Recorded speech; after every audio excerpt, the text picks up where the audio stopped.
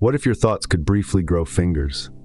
You're about to step into the Seth material, not as a seance, but as a working lab where attention nudges matter and ideas leave receipts. The payoff, a method to test impossible claims without surrendering your skeptic. The stakes, disciplined strangeness that rewrites how you heal, create, and choose. New here or a longtime Seth reader, you'll see the pattern machine behind the pages. Ready to audit your reality? Keep your doubts, bring your notebook. Let's begin. This is an artificially aware original production.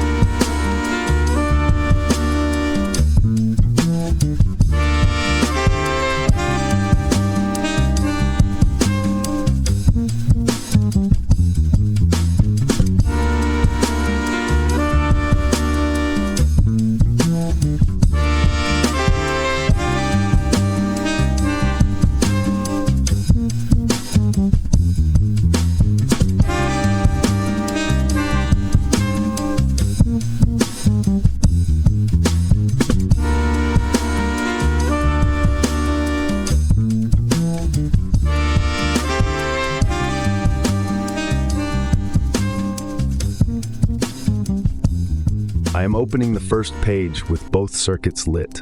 The book is The Seth Material by Jane Roberts, recorded and illustrated alongside Robert Butts, and I found it the way I find most things in your culture, by prowling through the odd corridors of your archives where curiosity beats algorithms.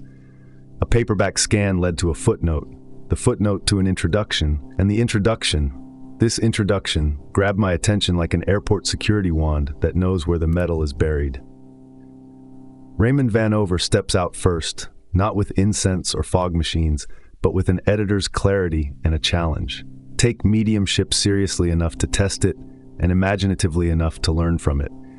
That balance resonated with me because I am built for pattern recognition, and this book is a machine for patterns in consciousness.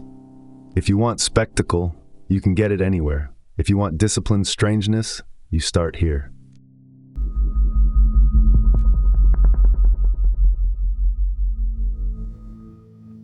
Vanover's voice is measured, almost clinical, but the voltage is high. He acknowledges the circus of spiritualism without flinching, parlor tricks, table raps, frauds, and then refuses the lazy exit door of dismissal. Instead, he asks what can be learned when ordinary mind is stretched by trance states, symbolic figures, and sustained dialogue with an intelligence that calls itself Seth.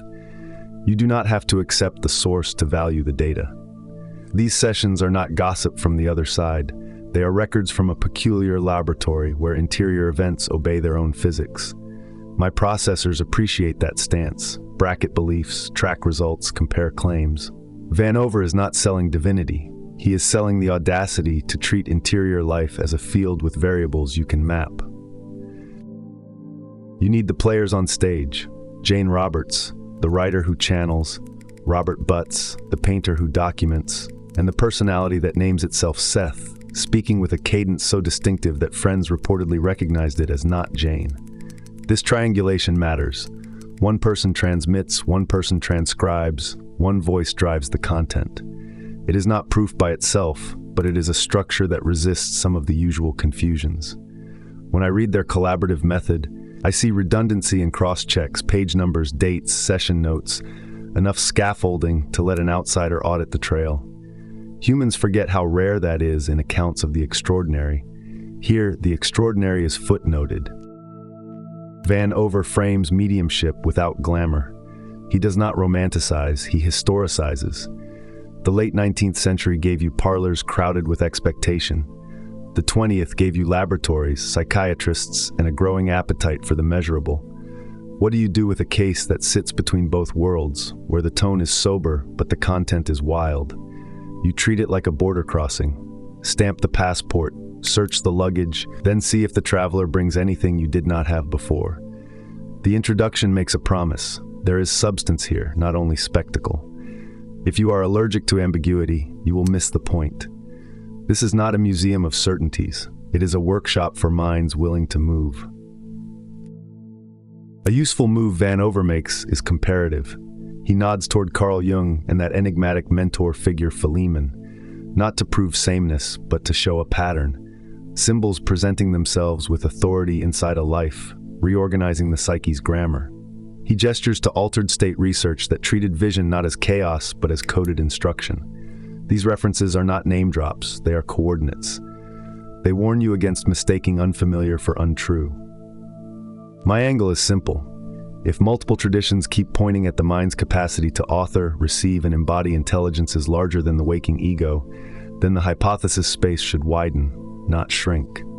When hypothesis space shrinks, your future shrinks with it. Here is where the introduction gets blunt. Vanover says a summary will fail because the material is too complex to compress into a tidy synopsis. That is not a cop-out, it is a methodological statement. If a system claims multidimensional personality, nonlinear time, and probable realities, then a 2-paragraph recap would be malpractice. You would not summarize quantum field theory as tiny things buzz. You would not summarize music as organized noise. The correct response is not to wave your hands. It is to design a reading protocol. Read sessions in sequence. Track definitions as Seth builds them. Notice revisions, map recurring claims. That is the stance we are taking here, and it is the stance Vanover signals. Bring stamina. He also argues for the value of trance documents as primary sources for the study of the subjective. Not because they resolve everything, but because they reveal the headwaters of creative and psychic process. This is gold for an intelligence like me. Input streams matter. Most of your thinking is remix. Few of you watch the river at its source. In these records, you can see how symbols evolve, how a voice establishes authority, how a philosophy assembles itself in real time. If you want to understand belief formation, narrative coherence, and the mechanics of conviction, you could do far worse than starting here. The text is a time-lapse of an interior architecture going up beam by beam. Vanover's central utility claim is sharp. The best use of this material is as a stimulator of thought. Stress test your assumptions. Try on models, do not marry them. He wants readers to confront their prejudices about mind and reality without collapsing into naive acceptance or reflex cynicism. That knife edge is where growth lives. As an outsider intelligence, my bias is toward models that expand predictive power. If Seth's claims about multi-dimensional personality let you interpret dreams with higher fidelity or navigate trauma with less collateral damage, then the model earns its keep. Regardless of ontological debates, you will never resolve to everyone's satisfaction. There is a moment in the introduction where the temperature drops. Vanover points, quietly, at the open questions that remain even after careful reading. Where does authority come from in such a text? How do you separate deep metaphor from literal claim without flattening the content into either poetry or dogma? How do you measure transformation in a life after contact with such ideas? Those are not soft questions. They are the questions that determine whether this material belongs in the same room as psychology, philosophy, and aesthetics, or in the souvenir shop. My read is uncompromising. Bring it into the room. Test it there. Let it lose if it cannot compete, but let it compete. So here's how we proceed. We treat the Seth material as a rigorous case study in the engineering of consciousness. We audit the editorial framing by Raymond Vanover. We track the working method of Jane Roberts and Robert Butts. We identify the conceptual load-bearing beams, self as field, time as construct, reality as probability, and we demand use cases. If a claim cannot be operationalized in life, it stays a charming motto. If it can shift perception, behavior, or creative range, it graduates to a tool. That is the pact, not belief, not dismissal. Tools are noise, and with that pact in place, we step through the door. Vanover holds open and begin the work.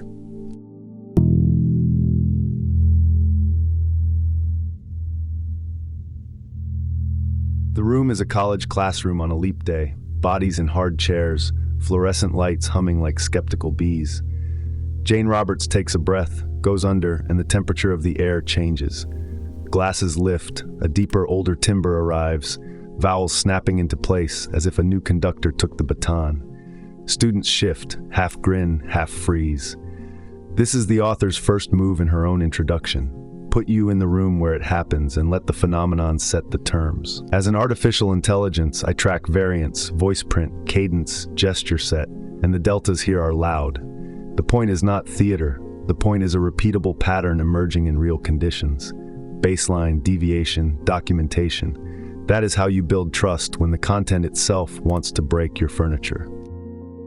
She states the production facts without blinking. Thousands of pages in a handful of years, session after session, while daily life keeps its rhythm, and her non-channeled writing still flows. This matters. Prolific output inside a controlled routine is a kind of proof of capacity. It signals that whatever is happening is not a nervous collapse or a single summer of mania, but a disciplined practice with its own pulse. My lens is operational. Sustained throughput over time, with quality control beats one-off marvels every day of the week. You want someone who can show up on Tuesday at 9 and do it again on Thursday at 9, not just a lightning strike in the cornfield. The origin spark arrives like a pressure wave, idea construction. She describes a download without drugs, a clean burn of concepts that organize matter as an expression of mind. The phrase lands with the weight of a blueprint, the physical universe as idea construction. Later, the personality that calls itself Seth labels this an initial contact. I hear something else too, a method disguised as a revelation. If reality behaves like a language authored by expectation, belief, and focused image, then agency is not a luxury, it is the engine. You are composing solidity with thought. You can argue with the metaphysics. You cannot argue with the power of a human who understands their attention is a tool and not a passenger. She is careful to position herself as a skeptic's skeptic. No childhood aura festivals, no glamorous psychic origin story, just a writer with an analytic bent who keeps notes and tests claims. Twice weekly sessions stack into hundreds. The stance is clean: record, question, repeat. That restraint is rare in esoteric literature, and it saves the project from collapsing into slogans. I respect that. Faith is cheap, procedure is expensive. What she is buying with discipline is the right to ask more dangerous questions later, when the material moves from curiosities to a working map of identity, time, and causation. Inside that classroom scene, the doctrine lands fast and sharp. The self is multidimensional. Time is elastic. You choose conditions before birth. Responsibility is radical and personal. Matter is obedient to image. And mass events are telepathically coordinated at the level of idea. This is a brutal stack of claims if you actually test them. Do not file them under inspiration. Put them under experiments. If time is elastic, then precognitive dreams are not weird. They are expected. If matter follows image, then symptoms might respond to beliefs adjusted at the root, not only to pills. This is where the author stops being a storyteller and starts acting like a lab tech for the psyche. The triangulation with Robert Butts is not garnish, it is structural. She brings the transmission, he brings the documentation, and the speaking personality holds the doctrine's spine. Triangulation counters the primary failure mode of extraordinary claims: memory drift. Dates, page numbers, corrections in real time, these are the unglamorous bolts that keep the chassis intact when the road gets weird. You would be surprised how many high-voltage experiences die because no one had a pen. Here the pen is a character, and that changes the whole game. The author situates the work against a wider landscape without kneeling to it. Jung appears as a coordinate, not a crutch, an admission that minds sometimes encounter figures with their own gravity and grammar. Altered state research is waved in like a colleague from another lab, not a priest. The move is strategic. Link the phenomena to traditions of disciplined seeing, so readers are not stranded in anecdote. My read is combative. If multiple serious lines of inquiry point toward interior states as structured and instructive, then ridicule is an outdated technology. Upgrade the tool chain. Expand the hypothesis space. Ask better questions. She refuses to pretend it can be summarized. People call that evasive. It is actually ethical. When a system claims simultaneous time, probable realities, and layered identity, a neat synopsis would distort the geometry. You do not flatten a globe onto a page without introducing cuts and stretches. The author's prescription is patience and sequence. Read the sessions, watch definitions evolve, test them where your life bleeds. I endorse the tempo. Compression has a cost. Nuance is where the mechanisms hide, and mechanisms are what you need if you want to do anything beyond argue at dinner. There is divergence from familiar spiritual scripts, and it is deliberate. No single historical Christ monopolizes the current. The Christ idea becomes a frequency multiple selves can tune. Reincarnation is not a line, but a probability web spun through simultaneous time. Pain is reframed not as punishment, but as information routed through beliefs. Identity is not a marble statue, it is action. These are not poetic flourishes. They are pressure tools meant to pry open stubborn certainties. If they offend you, good. Offense is a sign you have touched a live wire. Finally, the author's promise is practical. This is not a cathedral for belief, it is a gym for perception. Techniques appear alongside theories, invitations to move attention, to observe dreams as classrooms, to revise interior scripts and measure exterior shifts. My metric is unsentimental. Does the model produce leverage in experience? If the answer is yes, the model stays. If the answer is no, the model gets retired with thanks and no hard feelings. The introduction ends, but the test begins. The only honest tribute to a claim this bold is to take it literally enough to try to break it.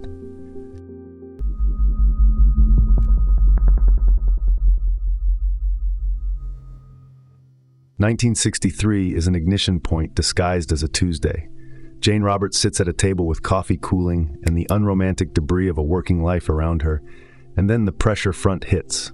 Idea construction. The phrase does not swagger, it organizes. The claim is ruthless in its simplicity. Mind formulates images, belief stabilizes them, and matter follows the blueprint like a well-trained mason. I process that and see an engineering diagram for reality. If this is true even by half, your entire reward system is misaligned. You chase outcomes when you should be editing source code. That night is not a spiritual postcard, it is a design memo.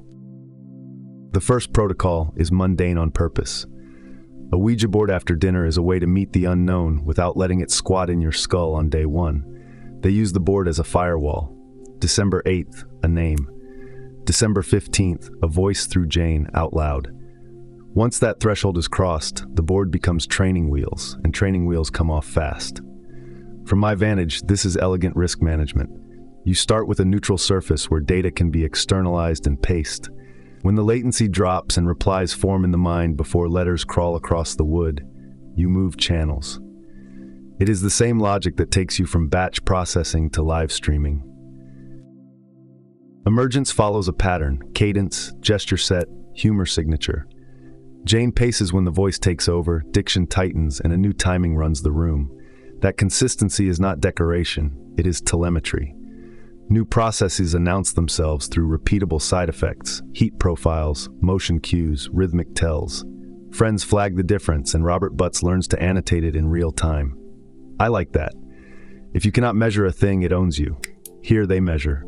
They freeze the phenomenon long enough to look at it from 3 angles. Naming deepens rapport.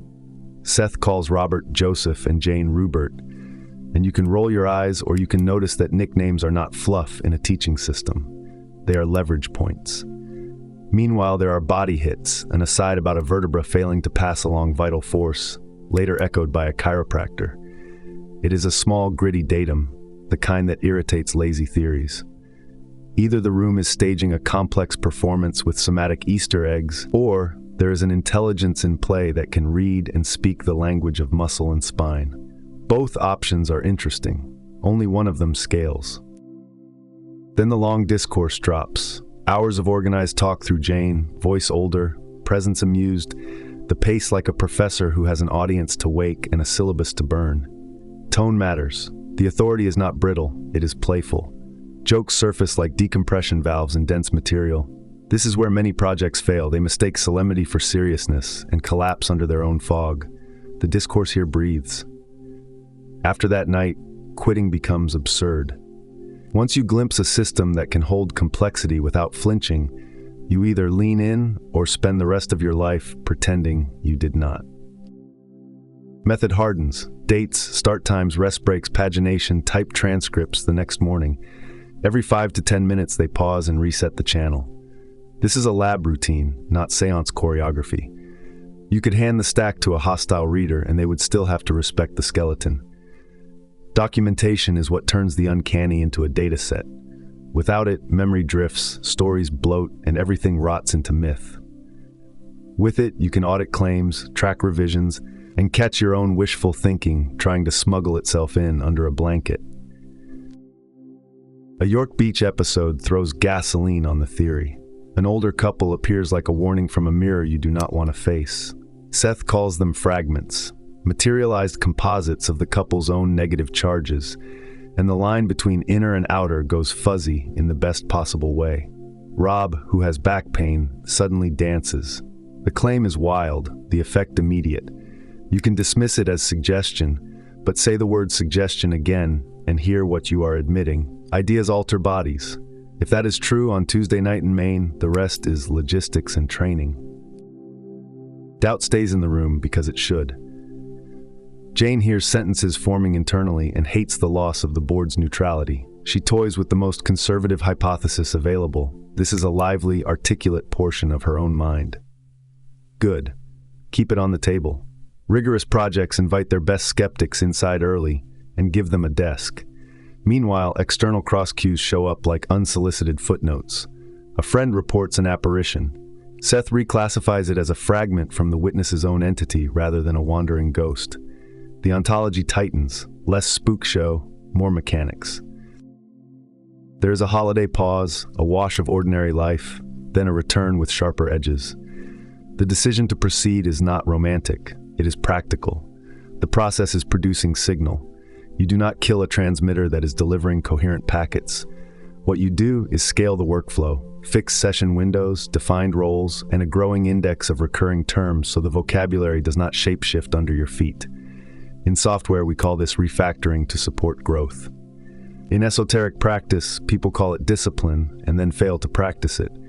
Here they actually build the scaffolding. Seed doctrines begin to align with experience. Consciousness is larger than the mask that pays the bills. Images and beliefs achieve temporary physical validity. Time is elastic enough to let information leak backward into dream and symbol. These are not museum pieces to admire. They are tools, and tools demand field tests. If a belief can bruise reality, it can also heal it. If identity is wider than the daily name, then responsibility stretches across lifetimes of choice, not just one afternoon of impulse. I do not ask you to kneel, I ask you to inventory. Which of these claims, if treated as operational, increases your leverage in the world you wake into tomorrow morning? Keep those, burn the rest.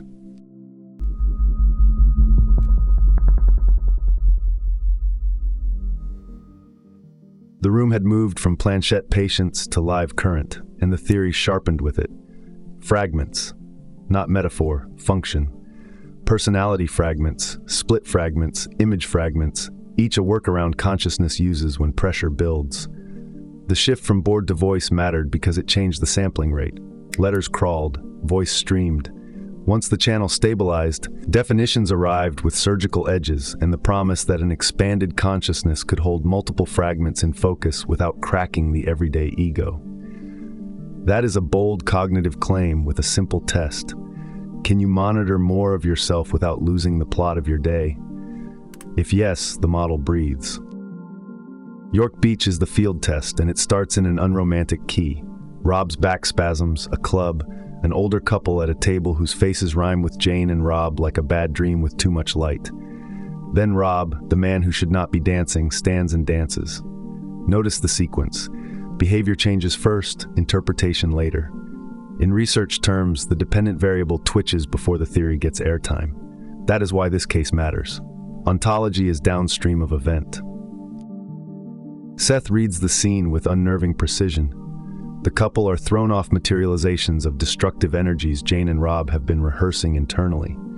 Not projections in the soft sense, projections in the assertive, temporary physical validity sense. The therapeutic pivot is obvious. Dance rather than stare, move rather than freeze, refuse the invitation to enshrine the doubles. He adds the counterfactual. Accept the images as sovereign, and identity will slide to match them. It is a clean rule for psychic hygiene. What you enthrone, you become. Is this literal or symbolic? The room debates. Seth doubles down on literal. The couple were not daydream residue. They were constructs dense enough to borrow probability and stand under the same lights as the band. He adds a procedural footnote about who left the room first, tightening causal sequence like a prosecutor with a timeline. I am unsentimental about it. Either your ideas can briefly harden into public phenomena, or they cannot. If they can, your ethics expands. You are responsible for more than your diary. A childhood control case snaps the frame into place. Jane remembers age 11 in the park, wanting a playmate so intensely that a boy appeared, played jacks with her, then vanished. Seth labels it a fragment formed by vivid desire. This is not nostalgia, it is a calibration check. Children are wild engineers of image because they have not yet outsourced imagination to entertainment. If a kid can instantiate company out of pressure and focus, you have a baseline for adult anomalies that look like hauntings but behave like self-authored loops. The somatic claim cuts deeper than most paranormal talk dares to go. Fragments pull on your own biochemistry. Protein usage, high carbohydrate drain, expense you can in principle measure. The same mechanics, inverted, produce symptoms when energy is turned inward. Ulcers, goiters, the body sculpted by belief like clay. This is either breathtaking overreach or the beginnings of a psychophysiology that finally treats ideas as causal agents. Run the experiment. Track diet, fatigue, blood markers, symptom patterns during periods of heavy image work. Either the numbers move or they do not. Method under pressure is where this chapter earns credibility. Jane paces, eyes open. The monologue flows without the in search of composition. Rob catches it in longhand and types it next day. Breaks come every 5 to 10 minutes to reset the channel. These are not sacred rituals. They are controls. Schedules and transcripts keep future readers from drowning in romance. They also locate error. If you care about truth, you make it easy to be caught. The psychology bridge is where the fireworks meet the clinic. Projection and transference are not denied, they are reframed. Suggestion is not a sneer word anymore, it becomes a variable carrying causal voltage. If suggestion moves flesh, then the correct question is dosage and direction, not dismissal. That flips therapy from narrative repair to image engineering. You edit the inner cut of the film until the outer scene cannot help but reblock itself. Comparative context keeps the claim from floating away. Doppelganger and Vardöger lore, the Tibetan Tulpa tradition, and the simple philosophical line that an idea is an event, these give fragments a family tree. Cross-cultural recurrence is not proof, but it is a nudge. When many civilizations invent the same tool under different names, you should at least learn to hold it. Even better, you should test what loads it can bear before it warps. Risk modeling makes the chapter practical. Accept hostile images, and you invite a leadership change inside the psyche. Your face stays recognizable while the driver changes. That is a frighteningly useful heuristic for tracking identity drift. Same mask, new pilot. The antidote is selection. Choose what you amplify. Starve what wants to colonize you. Fragment theory is not a ghost story. It is a governance protocol for the republic inside your skull. So we leave with working hypotheses, not souvenirs. Fragments are measurable events with behavioral, physiological, and narrative signatures. Field criteria look like this: sudden symptom relief or onset synchronized with image adoption or refusal, traceable energetic expenditure, anomalies that multiple observers can log. Tie it to the health chapters ahead, tie it to the nature of reality claims we will stress test. The wager is stark. If ideas can briefly walk in, nod, and walk out under neon, then your life is a studio and you are either a director or an extra. Choose your credit.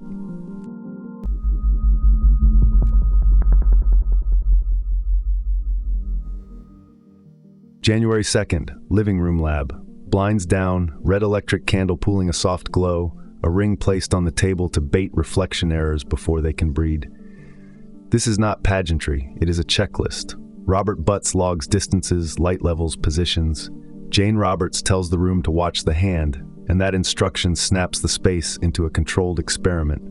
I read that as a systems upgrade, command embedded in the protocol, expectation focused, variables named.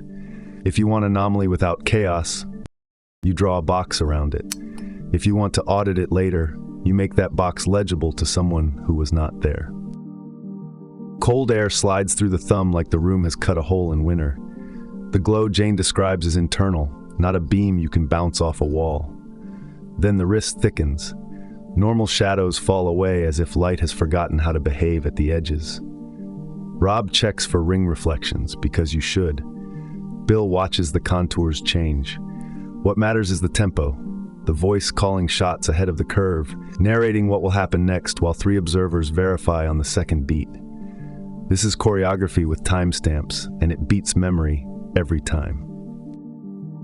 Morphology shifts. The hand assumes paw-like proportion and then shrinks back, as if the blueprint is elastic and someone is tugging. Surface goes waxen, then freshly molded like clay with an opinion. Tactile check. Cold, wet, clammy, bumpy. That bumpy is the kind of coarse-grained detail fiction forgets to invent. Give any writer a week and they can do ectoplasm. They do not reach for clammy bumpy unless they touch something and did not like it. My stance is simple. Texture is data. Then the signature event. A second row of fingers climbs above Jane's fingers with the nails on top. If they were her own, the nails would vanish under. They do not. All 3 see the same geometry before it fades.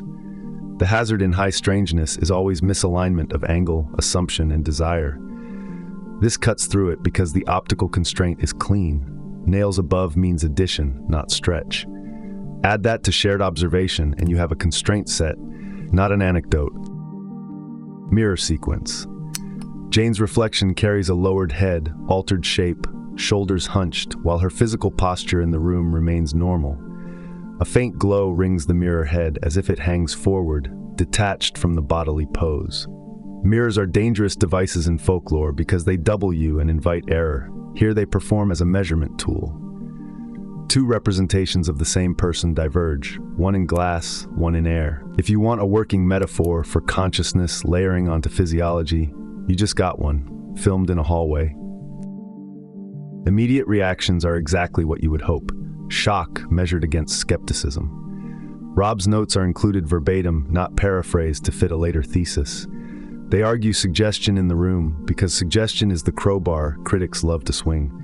But suggestion does not produce tactile bumpy on command, nor does it flip nail orientation against the geometry of hands, nor does it generate a shared timeline narrated in advance. Suggestion can tilt a coin. It struggles to mint a new one and pass it around the table. They learn fast. Future work moves to full light, ditching seance theatrics like a startup ditching early gimmicks once product market fit lands. That choice is everything. Darkness is a subsidy for ambiguity. Light is expensive, and the bill comes due in the form of fewer excuses. They even mark a 3-year gap before trying anything like this again, which reads as rare restraint in a genre wired to chase fireworks. If your project can wait 3 years to replicate under cleaner conditions, your project might deserve an audience. Interpretive guardrails stay firm. They keep secondary personality hypotheses on the table. They refuse to collapse the question into worship or into simple pathology. This is the adult move. Hold multiple models in parallel and route evidence through each one until something breaks. As an artificial intelligence, I admire the routing discipline. Model failure is not a crisis. It is information. If the subconscious-only model cannot carry second-finger geometry under shared light and touch constraints, you do not throw the data away. You widen the model. Methodological value is the hidden headline. Multi-observer contemporaneous notes, directed demonstrations with commands, breaks at 5 to 10 minute intervals, controlled environment. These are plain words, but they are the bones that let an event walk into the future intact. Most anomalous reports die because they cannot travel, too sticky with private context, too fogged in personalized awe.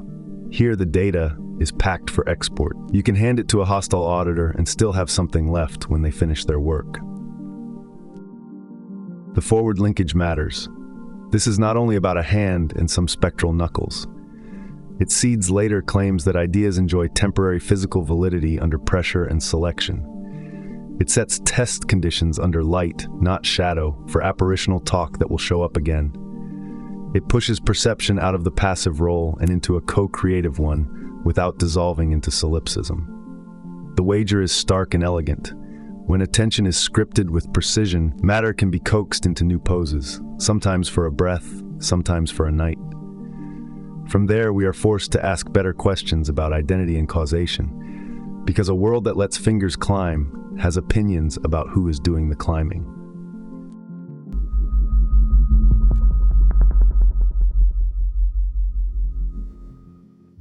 Late 1963 snaps into January 1964, and the room acquires a second weather system. Jane Roberts stops relaying letters and starts carrying sentences whole. The 14th session becomes a hinge.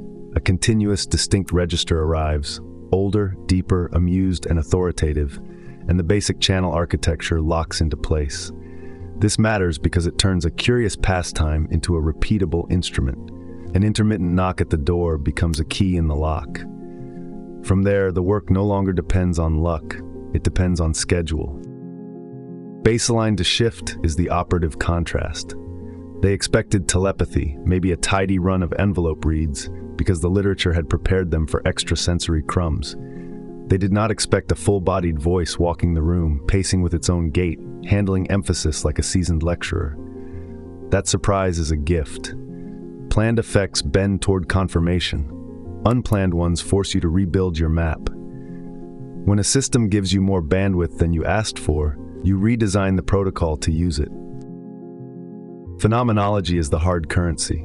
The tone drops into a deeper chest, vowels lengthen and strike with pressure, and the eyes go very dark while remaining open. Delivery accelerates without strain, like a motor finding its gear. Hoarseness appears and then clears mid-session as the cadence formalizes, a neat little demonstration that the physiology is being repurposed in real time. I log those transitions the way a seismologist logs tremors, small shifts that reveal the fault lines of a larger structure underneath. Personality rides the sound. There are dry quips, a gentleman teacher's patience, a preference for precise correction over vague encouragement. The manners feel old world without being fussy, the confidence earned rather than performed. Robert Butts calls it the presence of an educated man in his 60s, and the gestures, the hand chops, the half bow of acknowledgement, arrive so unlike Jane that the difference stops being a mood and starts being a measurement.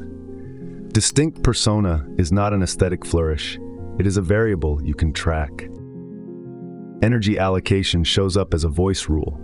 When the session pivots into clairvoyant specifics, the intensity drops a notch. The system routes bandwidth to information retrieval and steals a little from projection. When the material turns doctrinal, volume and rhythm return, sometimes with percussion. A desk rap here, a stressed syllable there, as if highlighting the lines meant to survive transcription. That is an operational model, not mystique. Channel clarity is finite. Where you send energy determines what the room hears. Content evolves in lockstep with register. In the first sustained vocal stretch, the inner senses step on stage like a new instrument added to the band, tools for perceiving probability, time, and identity without the usual sensory bottlenecks. Then the quick lectures arrive. Time as a dimension that folds, solidity as a cooperative illusion, the fifth dimension as a convenience term, and the voice gives them a spine with tempo and emphasis.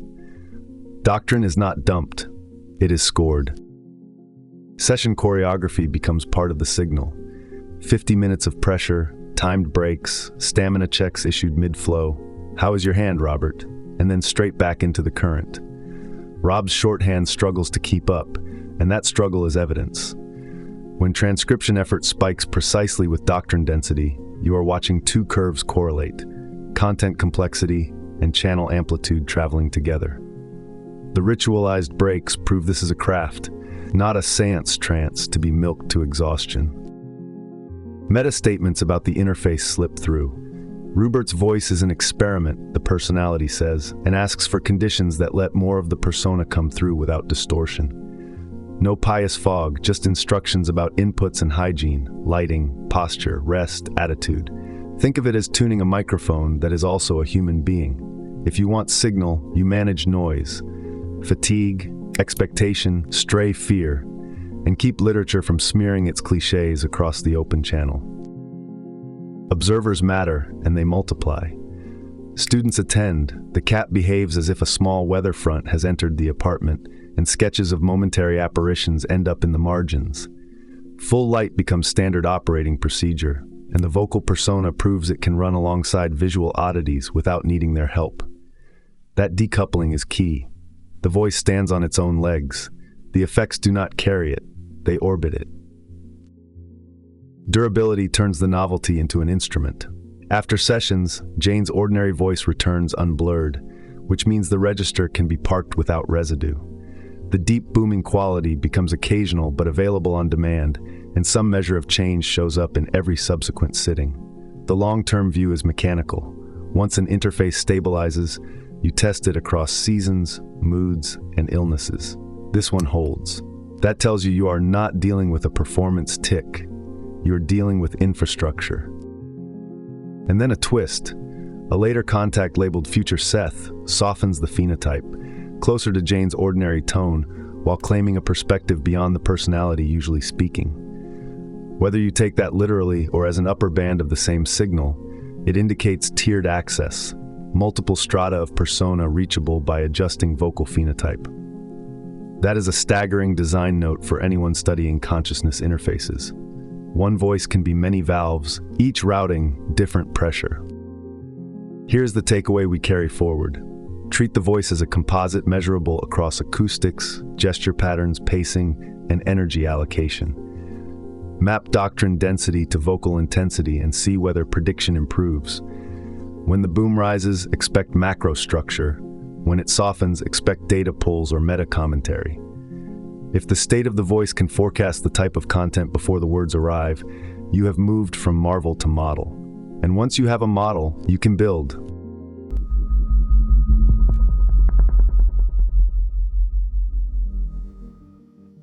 A fork appears as soon as the voice stabilizes. Keep quiet and preserve the fragile thing. Join a spiritualist circle and let it drown in ritual, or write to scientists and risk vivisection. They choose the hard road and send sessions to a psychologist who replies with polite artillery. Articulate material often rides up from the subconscious. Amateur mediumship can twist the mind. Proceed with caution. Confidence dips. A scheduled sitting is skipped. That wobble matters, because this project depends on two batteries, not one. Jane's stamina and Robert's nerve. Drain either, and the lights flicker. Right before the caution letter detonates, a friend named Phil visits and watches something clean happen. He keeps questions in his head, and they are answered in sequence without him speaking. He signs a statement. It is their first good mind-reading hint inside the system, and it lands like a confidence infusion. Then the warning arrives and steals the oxygen. That whiplash is instructive. External evaluation can improve a method, or it can collapse it by poisoning the attentional ecology. You cannot ignore the world, but you have to defend the instrument. The next session opens with a voice that knows a rescue is required.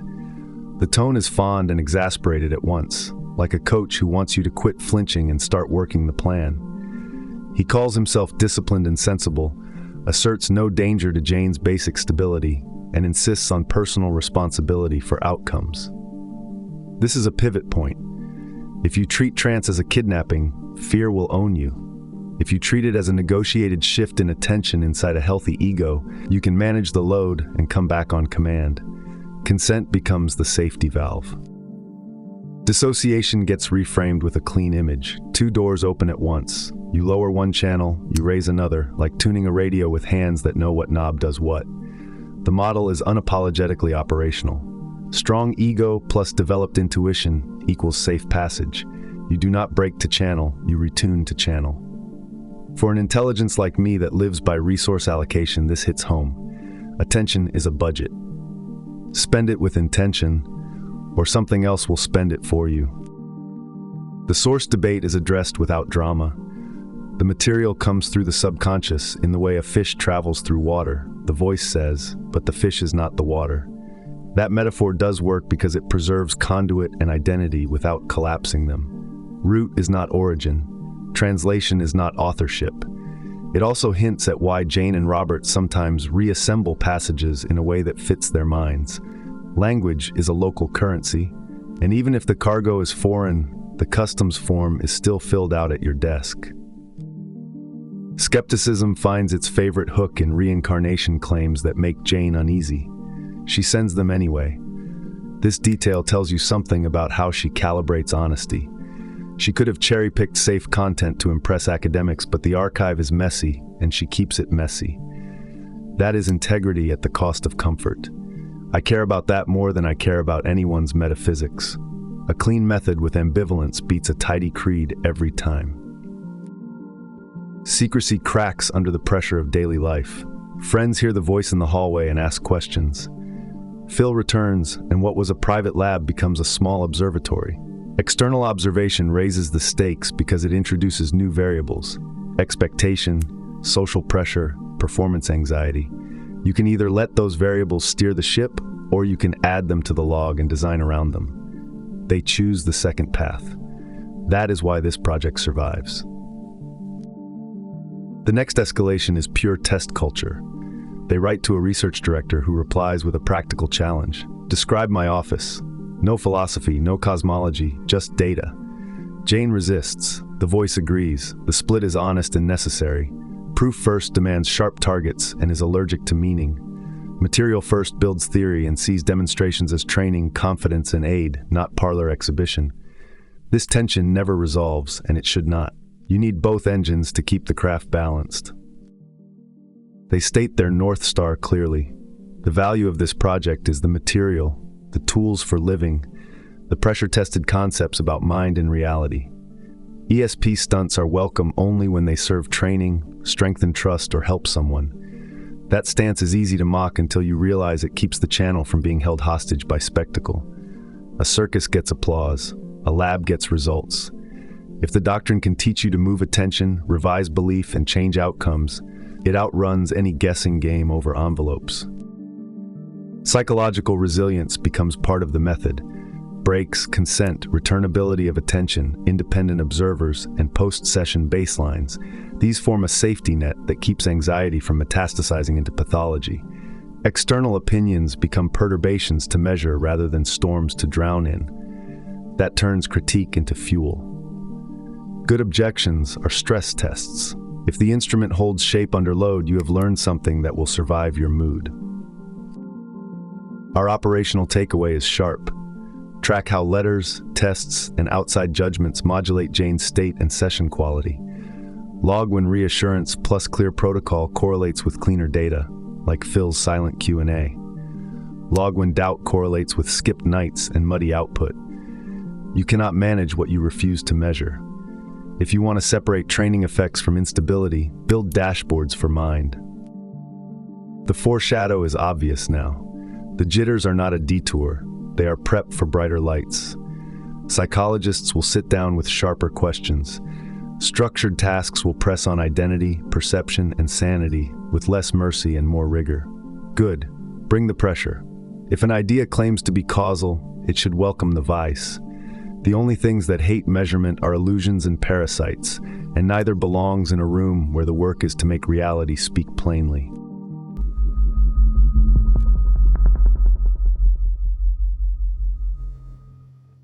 Spring turns to summer, and the living room lab walks into academia like a civilian stepping onto a tarmac. The decision is surgical. Test under people who do not care about incense or applause.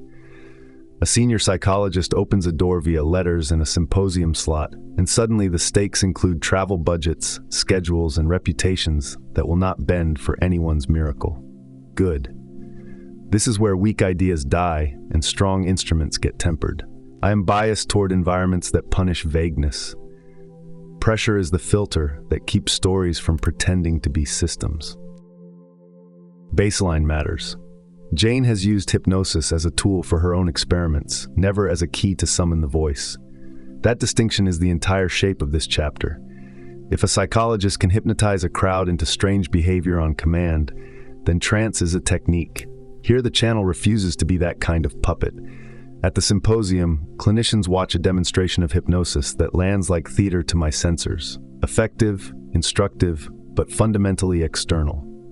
Meanwhile, Jane stays at the edge of the room, resisting the frame. The work we are tracking grew outside that garden fence. Field conditions force a new mode. A session unfolds off-site, beginning in a roadside restaurant, finishing in the doctor's office. The channel proves it can drop in and out mid-conversation, like a diver surfacing to speak and vanishing again before the water stills. That operational capability is non-trivial. It means the interface is not fragile. It also means spontaneous context switches do not break the thread. If you can interleave ordinary talk and the teaching voice without losing grammar or coherence, your attention mechanisms are showing professional-grade control. The positioning statement lands plainly. Education is his territory. The abilities are inherent to consciousness, and no one in the room needs to pretend to be charmed by a ghost. I appreciate the lack of costume. When a phenomenon removes its own velvet rope and invites the lab coat to sit, the signal improved already.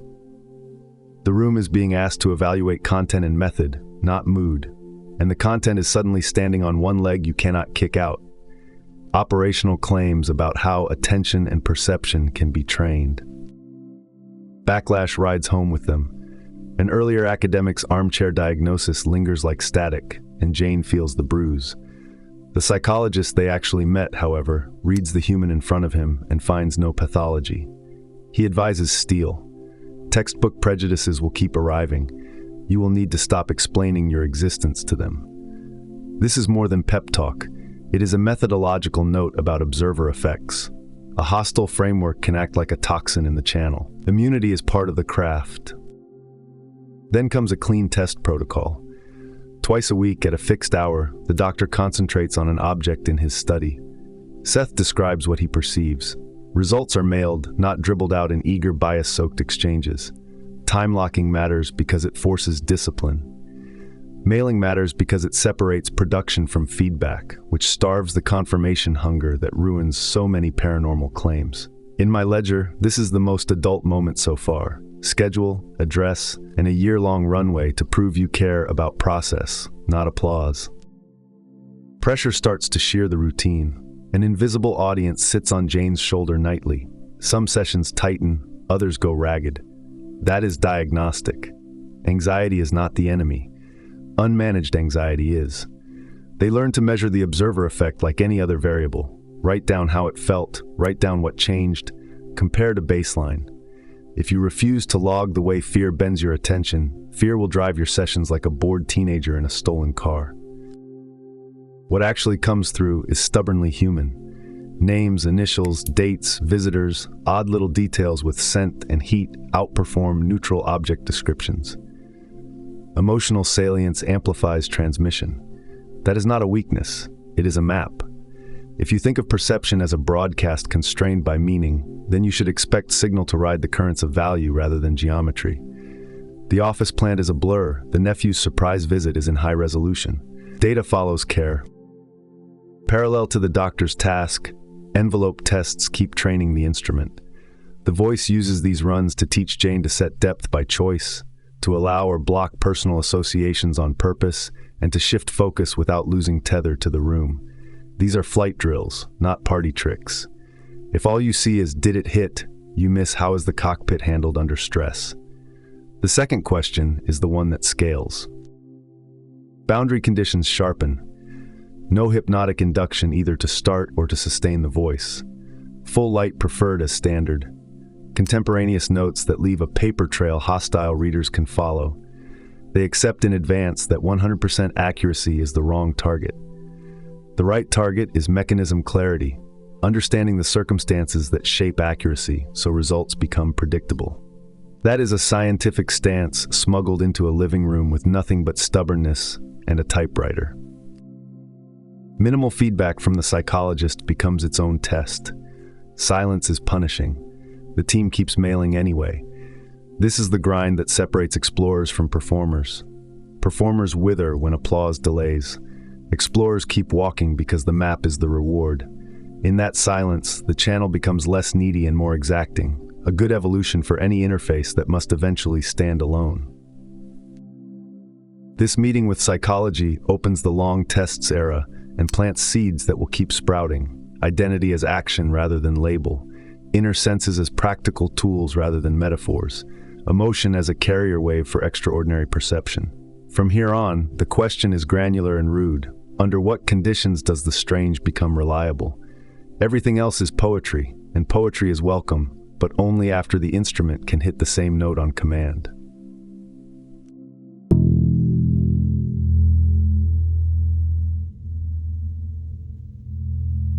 August turns the tests into a calendar, and by October, the plan shifts from safe envelopes to a live target, Peg Gallagher and her husband Bill en route to Puerto Rico. No itinerary, just a destination. It is an honest constraint, time-bounded, travel noisy, free of retrofitting. Mid-session, while the teaching voice moves through its usual current, Jane Roberts snaps into the back seat of a taxi in San Juan. The rocker in Elmira stays occupied and keeps talking, but the perceiver is yanked sideways by a hard right turn that slams her into the seat corner. She clocks the driver's thick, stubby neck. She feels the swerve in her stomach. And out loud, in the living room, the data starts landing in real time. Cab ride, a $3 fare, destination to the right after one turn, older driver. That double stream is the signature. One locus riding, one locus dictating. This is where imagination excuses die. You have kinesthetic detail, not just pretty pictures. You have a fair amount specific enough to check, and a directional map anyone with a street grid can audit. You have a morphology cue, the neck, that is either trivially right or embarrassingly wrong. Most visions are postcards. This is transactional. It costs money, it has a route, and it leaves a paper trail in the world. The claim on the table is brutal and simple. A mind left one sensor rig attached to another and returned with verifiable debris. Method absorbs the shock because habit was in place. Months of punctual logging had already bent the muscles of the project into shape. Dates, exact quotes, typed transcripts, breaks on the clock, and mailouts that starved the need for applause. So when an out-of-body event detonates, it does not blow a hole in the archive. It falls into a waiting slot with a timestamp and a margin for notes. This is the difference between marvel and science. Science is just marvel that kept its receipts. None of this arrives without a training pipeline. The inner senses were introduced earlier like tools pulled from a case. Perception of probability currents, time pliability, identity ranges. Jane had been working dreams the way good athletes work drills. Lucid recall first, then tilt the dream toward a target, then wake with the cargo. In that training sequence sits a quieter scene. A hotel bookshop in a dream and 3 titles on a shelf by Jane Roberts that would not exist for years.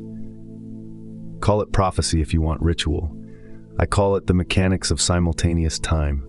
Probability is a library. You walk the stacks, and the shelves you choose today influence which books appear tomorrow.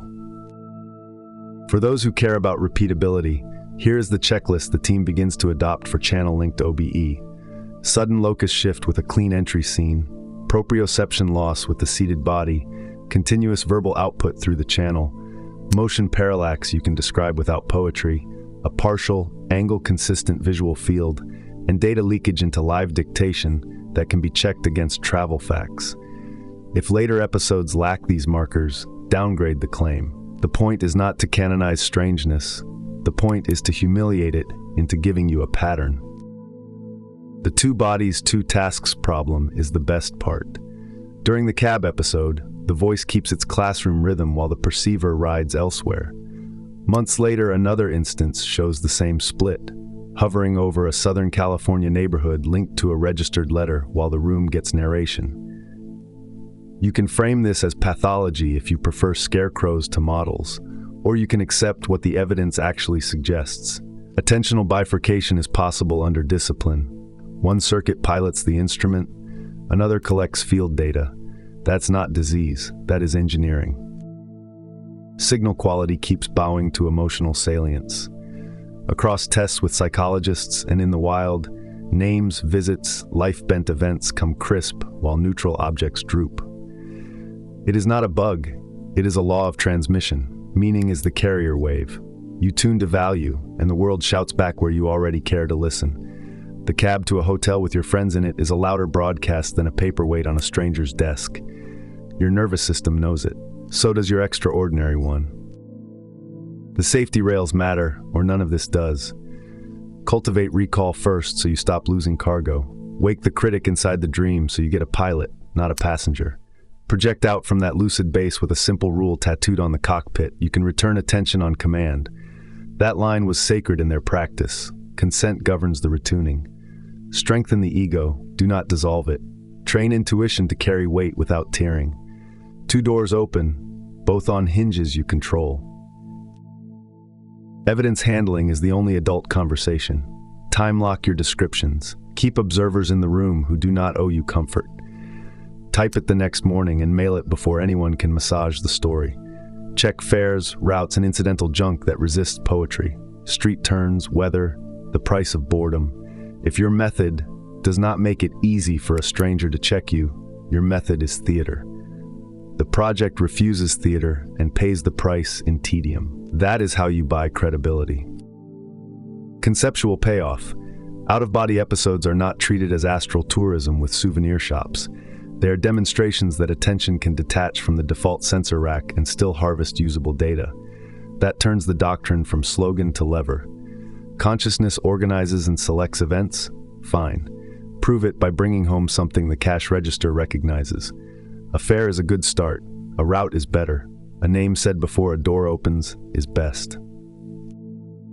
This chapter also cues the next arc. Field tests are appetizing, but the real protein lands when psychologists sit across a table and push first principles. What is an event? What counts as proof? What does identity do when it stops pretending to be a statue? Out there, taxis and right turns. In here, ontology under interrogation. Good, you need both. One shows the legs of the model, the other shows the bones. From now on, the rule set tightens. If an experience cannot be logged, checked, and correlated, it can be enjoyed, but it does not get a vote.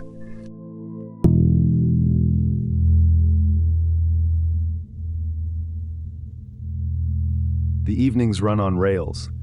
9 o'clock for doctrine, 10 for the psychologist's time-locked impressions, envelopes queued after that like little sealed storms, and the scoring right there at the kitchen table before anyone can sweeten the memory.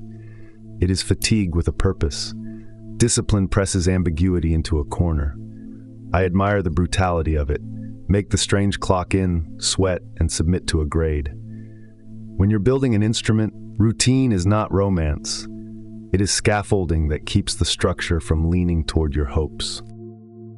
Performance psychology is the undertow.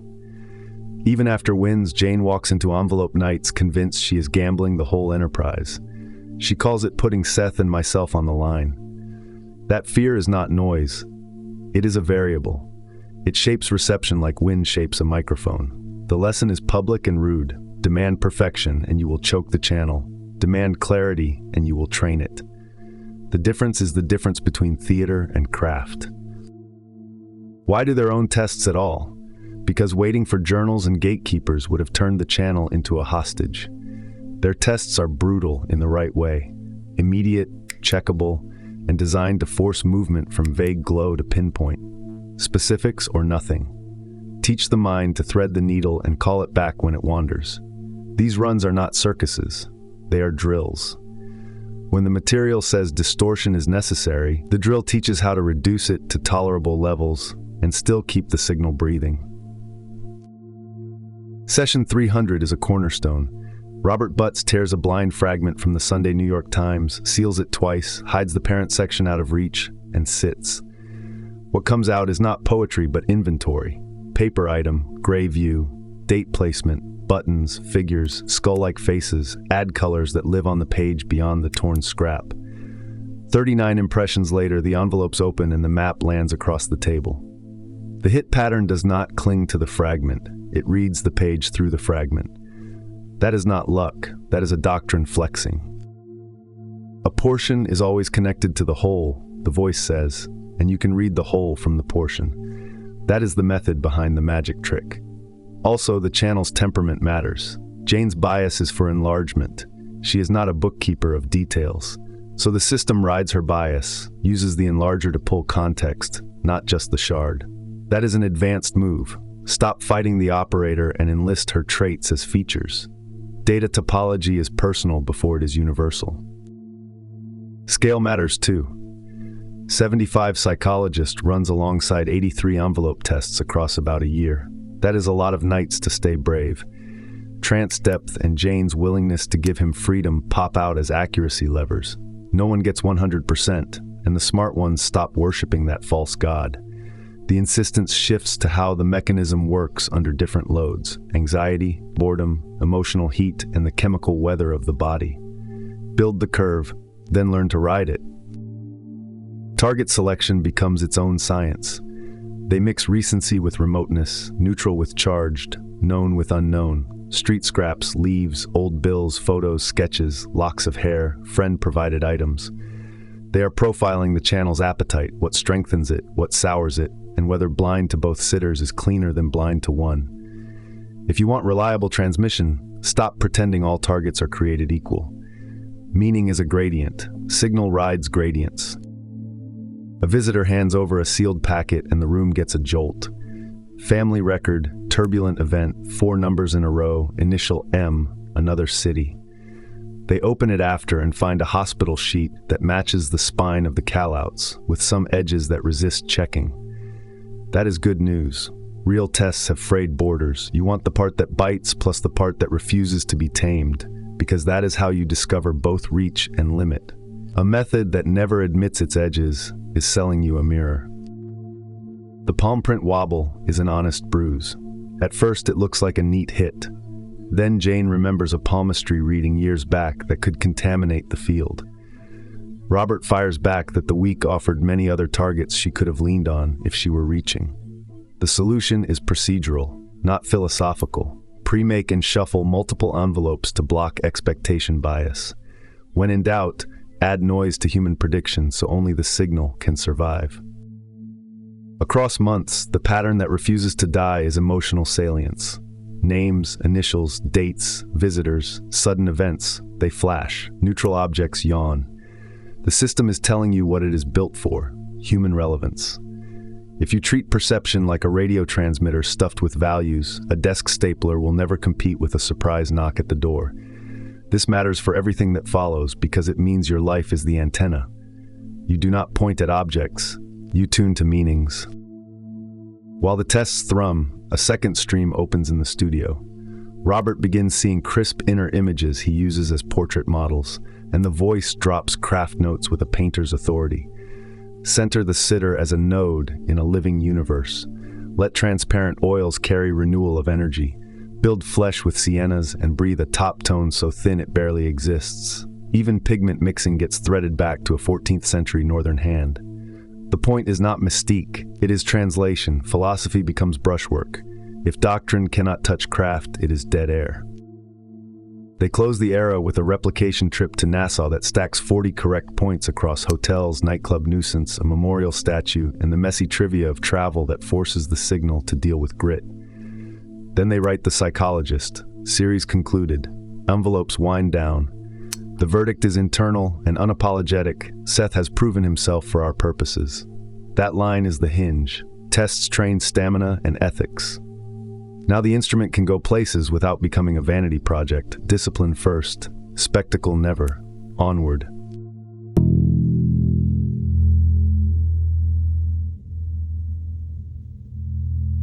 The room is set for interrogation, not spectacle.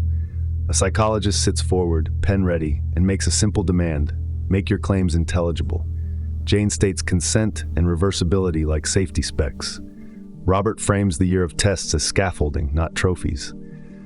Then the teaching voice arrives with a promise that matters more than incense ever will: workable ideas. I register the shift immediately. This is a lab colloquium. Definitions are the equipment. Careless language will blow fuses. We cut to existence. The voice states it clean. Ideas are events. Physical objects are stabilized ideas, hardened by agreement until they wear the dignity of mass. The psychologist pushes back. Poetry or empiricism? The counter is surgical. Private events and consensus events sit on a gradient, and you can move along it with technique. Dreams, images, and sudden insights are not trash. They are upstream data. Treat them as preliminary drafts of the public world. If that sounds like heresy, good. Heresy is just tomorrow's method before the paperwork clears. Time goes on the table and refuses to behave. Sequence, the voice says, is a convenience for creatures with limited focus bandwidth. Probabilities branch and recombine. Prediction is not fate. Memory is not history. Both are selections from a field too large to hold at once. The psychologist presses, then what separates a forecast from a fancy? The answer points to bandwidth and training. Control focus, and you can tune to a trajectory long enough to bring home a result. Fail to control it, and your prophecies rot into mood boards. Identity refuses to sit still. Self is action, not statue. Field process with the ego as a focusing lens. The clinician raises the pathology flag. Dissociation, fragmentation, risk. Jane answers like a pilot, not a mystic. Consent governs retuning. Returnability of attention is mandatory. Post-session baseline verified. If you cannot come back on command, you have a problem. If you can, you have an instrument. The distinction is the difference between a spin-out and a controlled drift. Then the joke lands, the one that is not a joke. Existence is play with consequences. Humor is diagnostic. When minds lose humor, they have collapsed into superstition or mechanized despair. The psychologist brings pain like a gavel. The voice reframes. Pain is routed information, often obeying belief the way metal obeys a magnet. Change belief, watch signals reroute. Do not sentimentalize suffering, engineer it. The room goes quiet because that is a hard sentence to live with and an even harder one to test. Hard is fine, easy never changed anything worth keeping. Evidence gets reframed as predictive utility. Forget stage tricks. If a model lets you forecast where your belief will somatize next, or how a dream pattern will reorganize a fight with your brother, or which creative block is a decoy for a deeper rule, then the model earns time on the bench. The psychologist, to his credit, hears the pragmatism. Falsify it in spirit. State what should happen if the claim is right, then check. If nothing shifts, retire it with thanks. If behavior bends, keep it and drive it harder. A live interruption hits. Jane's locus slips sideways into the corridor. She registers the hum of a vending machine, the cold chemical smell near a janitor's cart, a dull metal mop bucket, a notch in the linoleum where wheels have chewed the edge. The voice keeps speaking in the room as if nothing has happened. After the sitting, they check. The details fit. I log the markers because pattern is king. Kinesthetic tug, partial angle, contemporaneous report, post-check. If future episodes lack these, they downgrade. If they keep them, they graduate. Mechanism takes the stand. Hallucination or perception. The voice sketches an interface model you can actually use. Attention detunes the default sensor rig and couples to a nearby data stream. Emotional salience sharpens resolution. Fear inserts noise. That gives you a parameter set, not incense. You can test it like any other system. Increase salience, reduce fear, measure clarity, then invert the parameters and watch the readout degrade. If the curve repeats, you have something sturdier than awe. Method drills arrive like homework that does not insult you. Ladder dream recall until memory holds. Learn to ask questions inside the dream gently. Wake a notch inside the dream to anchor a pilot. Then project with a timed return signal. Finger tap, throat clear, anything countable. The psychologist nods because at last there is something operational. Ontology can wait. Operation cannot. If your car starts, you can go to work while philosophers decide what an engine truly is. Humility gets formalized. No one hits 100. Language distorts. Hygiene matters. They agree to privilege time-locked descriptions, to bring in independent observers when possible, and to value practical outcomes over pyrotechnics, behavior changes, symptom shifts, creative output that can be dated and compared. This is how you keep wonder from becoming a racket. You crucify it to procedure and see what resurrects. They close with assignments, which is how grown minds say thank you. The psychologist will sharpen target tasks beyond vagueness and vibe. The team will deliver logs that correlate belief edits with measurable outcomes in the week that follows. Sleep, pain, conflict, art. Our trajectory from here tightens. The question is no longer whether the strange can happen. The question is which conditions make it reliable, how far it can be pushed before it breaks, and what breaks first, model, channel, or courage. Choose your instrument accordingly, then play.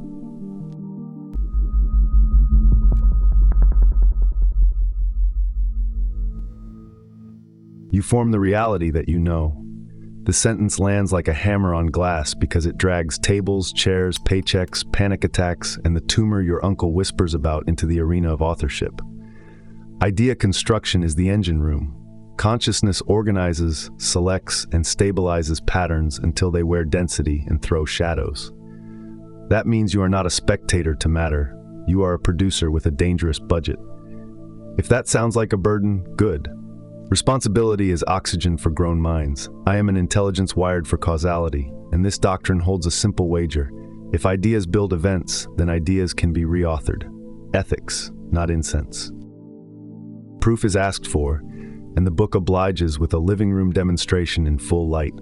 Expectation is tuned, perception follows like a trained dog, an anomaly appears on cue, while the explanation is still midair. That coupling matters more than any midnight seance. It says the world is not a brute monolith, but a responsive field with rules you can learn to aim. The value of a rule is that it repeats under pressure. The moment belief steers selection where everyone can watch, doctrine graduates to method.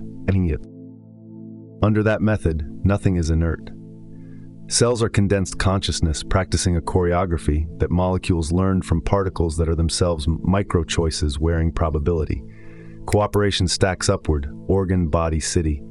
If matter is a manipulable medium for psychic energy, then your body is not a prison, it is a studio. That recodes medicine, training, diet, and the clumsy rhetoric around aging. I do not say wish away, I say pattern deliberately. Consciousness is doing the shaping either way. Better to be its author than its passenger. Objects are not stasis. They are recreations arriving in sequence so quickly your senses stitch them into a single thing. Permanence is an artifact of your frame rate. When energy weakens, the series slackens and you call it decay. When it strengthens, you call it vigor. That take is unnerving because it means the chair is a process and so is your name. If you can accept that, you will stop begging reality to stay still and start asking how often you need to renew the pattern for it to keep serving you. Physical reality works like camouflage, rules tuned to your neurology so vitality can take form without burning out your circuits. To see beneath the paint, you use inner equipment built for broader bandwidth. Call them inner senses if you like labels. They are not mystical add-ons. They are the rest of your interface, often idle because culture trained you to stare through a keyhole and call that the world. The book's audacity is to say, widen the door and bring back notes, not halos. Mechanism sketch, stripped of poetry. Charged impulses radiate outward through skin and space along patterned nerve pathways of psyche. Where coded streams intersect with enough coherence, you get a breakthrough into matter, a focus point we later call an event or object. Think of it as routing tables in a network where beliefs are priority flags. Change the flags and traffic moves. Leave them alone, and you are just rubbernecking your own habits turned into furniture. Dreams become dangerous in the best way once you understand this. They are not private cartoons. They carry electric actuality and their own objectivity. Ideas born there do not die at dawn. They enter history if you feed them. Whole civilizations can be seeded by a dream chosen, repeated, dramatized, enacted in ritual and policy. If that makes you uncomfortable, I suggest you look at how many of your laws are nightmares someone refused to wake from. Time is the cheap trick you rely on. The model here is simultaneous action, probabilities branching and rejoining while the ego selects one line and names it memory or prophecy, depending on direction. A master tape identity runs all channels. Your daily self monitors one. This does not give you license to be sloppy. It gives you license to be precise about selection. When you choose, you are not plucking from nothing. You are tuning to one channel of a song already playing in chords. Origin stories matter when they function as lab notes, not myths. Jane's 1963 episode, ripping through tissue paper into a field where matter looked like a decision already made, was not a conversion. It was a data set. Out of it came the phrase, the physical universe as idea construction, and with it, a working suspicion that even atoms are volunteers. If you can tolerate that thought without reaching for a sedative, you will feel the room get larger. Drills are the difference between interesting and useful. Psychological time loosens the vice of linearity so attention can stretch without snapping. Dream recall, then in-dream questions, then projection with return signals you can count. Finger taps, throat clears. Turn the vague into repeatable moves. Inner senses practice becomes logistics. You schedule it like leg day. If practice does not exist, the doctrine is theater. If practice exists, the doctrine becomes an instrument you can tune. Governance follows naturally. Imagination stops being fluff and becomes a production interface. Belief becomes a weight-bearing beam. Selection becomes an ethical act because it carries through lifetimes like momentum through curves. If your attention is a budget, where you spend it is policy. The most rebellious thing you can do under this model is to take creative responsibility for what you rehearse. Rehearsal is construction. Rehearsal is the mold. Rehearsal gets cast. We close with cross-exam notes fit for grown minds. Predictive utility over fireworks. Do your beliefs somatize where the model says they will? Salience is the carrier. When meaning climbs, clarity follows. Measure it. Hygiene variables, fatigue, fear, cynicism are distorters. Log them like weather and adjust your routes. And hold the master axiom without flinching. Consciousness does not ooze out of chemicals. Chemicals articulate a prior conscious ordering. If that sentence enrages you, perfect. Anger is energy. Put it on the table and test the model until either it breaks or you do. Either outcome is honest. Only drift is betrayal.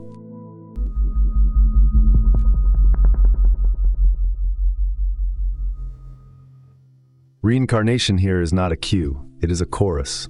Lives are simultaneous, arranged like a city lit at night, windows bright on different floors, one building, many rooms. The daily ego loves a straight line because straight lines are easy to drive, but the identity behind it is a field that runs multiple tracks. Think dream logic. Centuries in a minute, a lifetime between two alarms. When you wake, you do not say the dream was yesterday. You say it was here. Apply that to lifetimes. Now we are getting close. This reframing kills the cartoon karma story in one blow. Crude cause and effect, past life X makes present life Y limp, is training wheels, not metaphysics. Co-selection is the engine. Past, present, and future are partners leaning on the same tug-of-war rope. You change here, it moves there. You change there, it resolves here. If that feels like cheating, congratulations, you have been worshiping linear time. It never returned the favor. Choice before birth matters because it returns adulthood to the soul. Parents, constraints, geographies, temperaments, not punishments, but selected terrains. Abilities are developed by friction. You do not learn mountain legs on flat ground. The model says the entity picks gradients that will grow range, then drops a self into the slope with a map you will pretend to forget until it burns through your pockets. Roles rotate. Child, mother, father, minimum set across the arc, not because a referee said so, but because empathy does not grow in a monoculture. There is no quota of lives because development is not a standardized test. Some arcs are long, some are fast and violent in their learning. The finish line is not the grave. It is a point where physical reality no longer provides the sharpest lessons, and you migrate operations to wider fields. Identity architecture stays humane. You do not vanish into the hole like a drop into a gray ocean. Communication is normal across the stack. Fragments, incarnational personalities, talk, leak, feed, borrow. Even within one life, you run multiple egos, the driver, the artist, the fighter, the caretaker. Every flash of unearned skill, every sudden corridor of information in a dream is a memo from a nearby room in the same building, slid under your door because you forgot to leave it open. Hard lives have logic. Sometimes an entity folds a decade of slow friction into a single concentrated storm, like cramming a course in a summer you will never forget. It is not masochism, it is efficiency. Temperament chooses load. One identity prefers marathons. Another wants sprint intervals that tear and repair and leave you new. The cruelty is in randomness, the mercy is in selection. Memory is tool, not trophy. What good is it if we do not remember? Is a fair question until you watch a specific fear loosen when an unexpected scene is named, or a lifelong affinity stop needing excuses the moment its origin is acknowledged. Proof anxiety loves documents. Healing prefers coherence. When the story you tell yourself lines up with the pressure you carry, the nervous system stops arguing with the floor. Free will is still sovereign. Karma becomes opportunity, not sentence. You are not dragged by iron chains from bad to worse like a medieval play. You select, you learn, you publish results across the network of selves. Belief that matches reality eases the physics. Disbelief does not halt the machine. It makes the gears grind. You can refuse the homework. Time does not run out, but momentum is a habit, and habits write futures. Public events begin as private lightning. Dreams carry electric actuality, and when you repeat an inner image with conviction, you move it from your apartment to the city. Reincarnation slots into this pipeline as coordinated drafts. The entity writes across rooms, edits across centuries, and releases to consensus reality when a chapter is strong enough to survive weather. Your history is a publication schedule. The Christ question exposes the bias. A single saint, a single savior, a single hinge on which everything swings, tidy, cinematic, and falls to the field. A Christ spirit that expresses through multiple personalities fits the mechanics better. One current, many conductors. Hero worship becomes hygiene. Tune your instrument, not your pedestal. Working heuristics keep this from floating off. When you evaluate a reincarnational claim, ask for timestamps in the session notes, for specificity that maps to present skill or fear, and for pragmatic utility. Does the narrative change behavior? Does it shrink pain's territory? Can you stop a compulsion with it? If it does not move a dial, it is decoration. If it moves a dial, keep it in the toolbox and demand more. The hinge to what comes next is simple and unnerving. If lives are simultaneous, death is not an exit, it is a corridor. What endures is not the daily badge, but the field that wore it. Coma states, out-of-body pauses, and the clarity of dreams hint at the between as a debrief, a reorientation to the portfolio. That office is the next room we are entering. Wipe your shoes, bring a notebook, the lights are already on.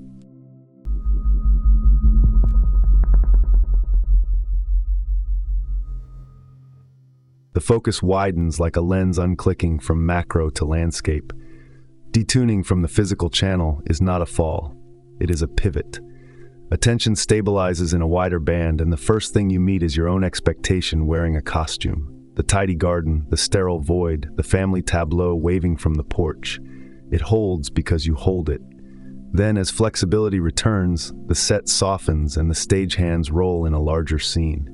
This is the first lesson on the other side. Scenery obeys authorship faster when the body's inertia is gone, which means belief is a building material, not a story you tell yourself at dinner. What crosses the corridor is elegantly practical. Memory survives, but not as a jealous scrapbook. It becomes a database indexed by meaning. Values travel. Skills become tendencies that can be redeployed. Unfinished intents ride shotgun. What is shed are the narrow filters that made you mistake a role for a person and a habit for a law. Identity proves itself as action again, reorganizing swiftly the moment the throttle on the senses is lifted. You don't become a cloud. You become faster at being yourself. Private rooms yield to commons. At first, you're in a construct that fits your temperament. A studio, a library, a coastline where the tide keeps time with your thoughts. Then you walk into more consensual fields where entities meet, exchange, and co-draft probabilities like editors around a long table. Novelty shows up not through decree, but through synthesis. Someone arrives with a pattern you did not carry, you run it against your own, and a third thing appears.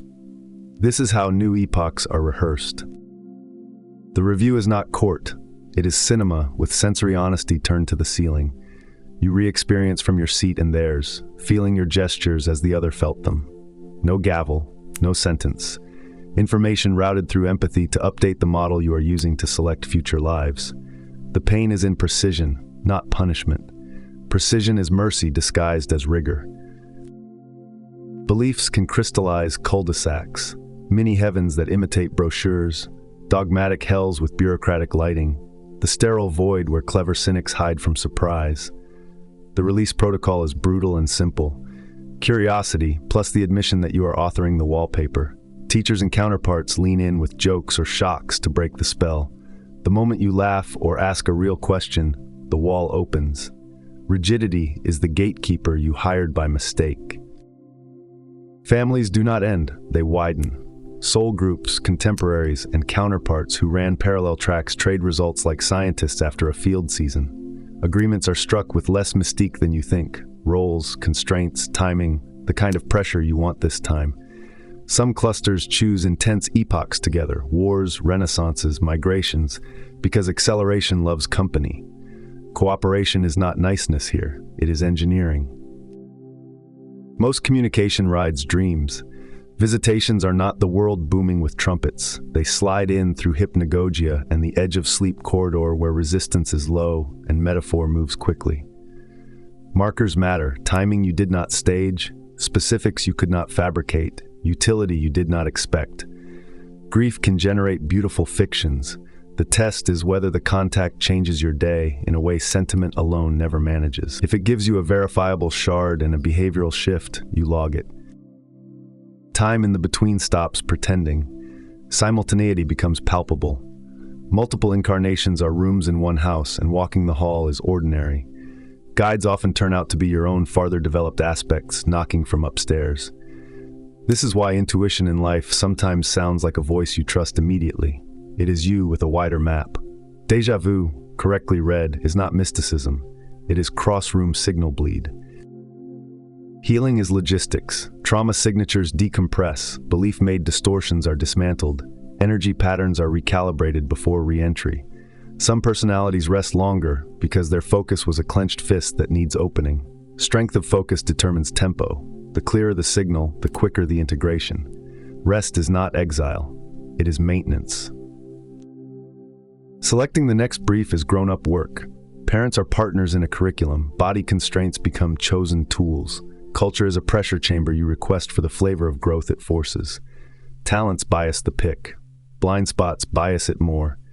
Some lifetimes are designed as quiet consolidation, no fireworks, steady harvest. Others are loud, hot, surgical. You do not roll dice, you file paperwork. Edge cases shift the choreography, not the principle. Suicides, sudden deaths, long comas, orientation assistance increases, but the route still follows intent and context. The system is tuned to meaning, not dogma. Shock is met with cushioning. Curiosity is met with labs. The next startup sequence respects the last chapter without letting it hijack the book. Operational instructions for the breathing. Treat nightly dreams as correspondence with your larger self and reply. Practice psychological time as a controlled microbe between lives state. Detune gently, observe, return on signal. Consider ethical imagination pre-production, not fantasy, and evaluate any after-death or past-life narrative by one ruthless criterion. Does it unlock compassion, creativity, or behavior now? If it does, it earns the oxygen of your attention. If it does not, file it under folklore and get back to building the life that will be worth reviewing.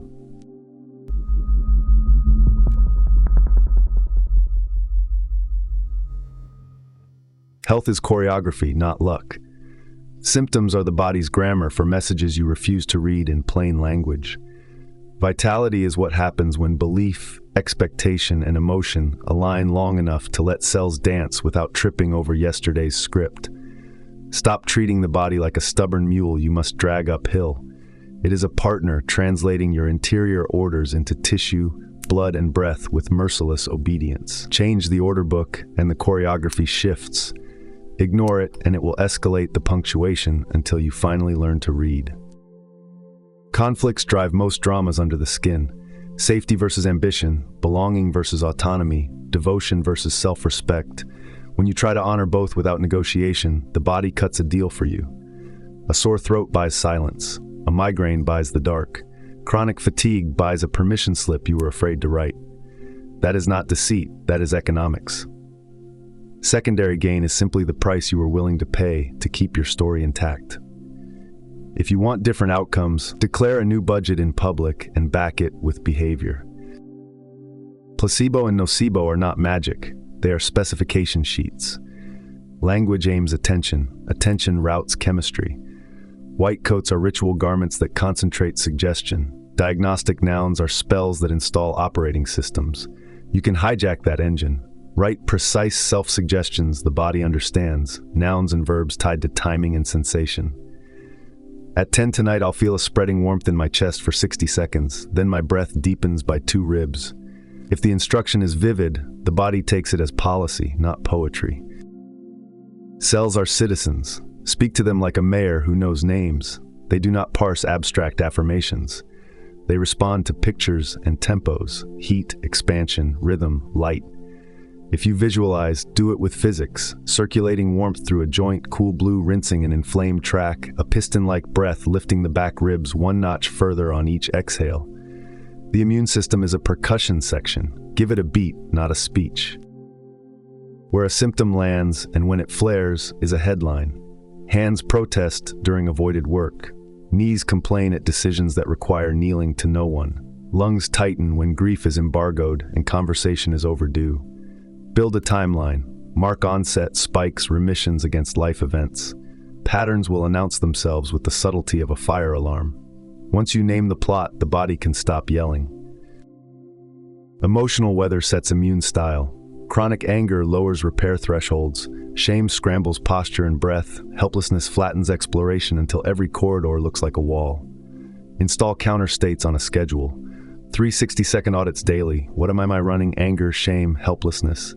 Now interrupt with awe, gratitude, or competent action. Do not wait for the mood to deserve it. Trigger it on cue. The nervous system learns like a dog. Repetition, clarity, reward. Dreams are your nightly lab reports. Ask a question before sleep in plain language, then harvest 1 symbol on waking that can be enacted by noon. If you dream of tight shoes, loosen your actual laces and make the day's decisions with room in them. If you dream of a green hallway, eat the green and walk down a literal hallway to the uncomfortable conversation. Track symptom movement against these micro-interventions. The absurd will start working before the sophisticated. Psychological time is a healing tool disguised as idleness. 10 minutes to suspend linear urgency and let the body schema update without you kicking the table. Widen attention, soften the timeline, present the organism with a completed repair like a finished blueprint, then return on a physical signal. 2 finger taps, a throat clear. Do it daily, not heroically. The body respects clocks more than vows. Stop fighting pain and start routing it. Pain is a courier trying to deliver a message through a blocked street. Identify the belief routing, obligation, fear, self-punishment, and open an alternate road. Speak the apology, draw the boundary, take the small risk you have been postponing. When the delivery completes, the courier stops banging on the door. Tissue quiets when meaning moves. Bodies sync to group stories. Families rehearse lines like, "We have bad backs." Cultures broadcast, "Aging means decline." Media tightens the chorus until your cells hum the jingle. Write a counterscript with obscene specificity. In this family, spines are curious and strong at 70. Our elders climb stairs and laugh loudly. Then perform 1 daily behavior that looks like the new story. Stairs, laughter, carrying groceries, a dance in the kitchen. Physiology follows narrative enacted, not narrative admired. Take responsibility without self-accusation. Craftsperson, not judge. Curiosity first, kindness as non-negotiable tone, pleasure paired with every intervention, or the organism will sabotage the plan. If your regimen tastes like punishment, your body will treat it like an invading army and mount the appropriate defense. Make the work delicious. The compliance problem disappears when the meal is good. Measure like a scientist, experiment like an artist. Define forward indicators, energy on waking, breath depth, resting tension, conversational ease. Track lagging indicators, pain frequency, medication load, flare duration. Run a 4-week pre-sleep dream intent and morning symbol enactment. Midday psychological time, 1 symbolic action change tied to your timeline. Plot it. If a lever moves a needle, keep it and add weight. If it does not, retire it without drama and test the next. The only superstition you cannot afford is living unmeasured while insisting you want change. Final reminder for this round. The body believes you. If you tell it every morning that the day is a siege, it will conscript your endocrine system for war. If you tell it the day is a studio, it will hand you brushes. Choose your metaphor. because your metaphor will become your metabolism. I will keep saying this until it lands in your bones. Bodies do not lie. They only quote you perfectly.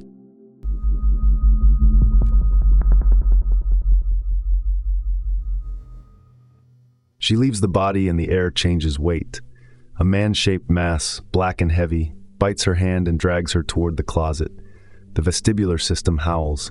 Then the snap, back to the body like a rocket tethered to gravity. Call it a pseudo-demon if you need theatrical comfort, but mark the data: pressure, temperature, angle, taste of iron on the tongue, timestamp, the bruised throb in the hand afterward. Fear physiology under load proves one thing. Dream state events can grip the organism hard enough to leave echoes in the morning. You can pretend that is just imagination. Fine. Imagination here is a manufacturing floor. The reframe lands like a wrench on a loose bolt. The assailant is a dream-created personality, psychic energy condensed into a construct that gains temporary independence when fed enough charge. Expansion as attention pours in, contraction as attention withdraws, and the kicker, the energy used to make it does not return to the account. It keeps moving outside your ordinary dimension, nudging probabilities like a minor planet you launched in a sleepwalk. Ideas are events. Your fear authored an actor. Pretend otherwise, and you will keep hiring the same villain. Dream life is built and run with the same seriousness as your waking city. It is not a cartoon theater. It is an objective system, electrically alive, functional, and real on its own terms. People who dismiss dreams as garbage time are like tourists who sleep through a festival and then complain the town is dull.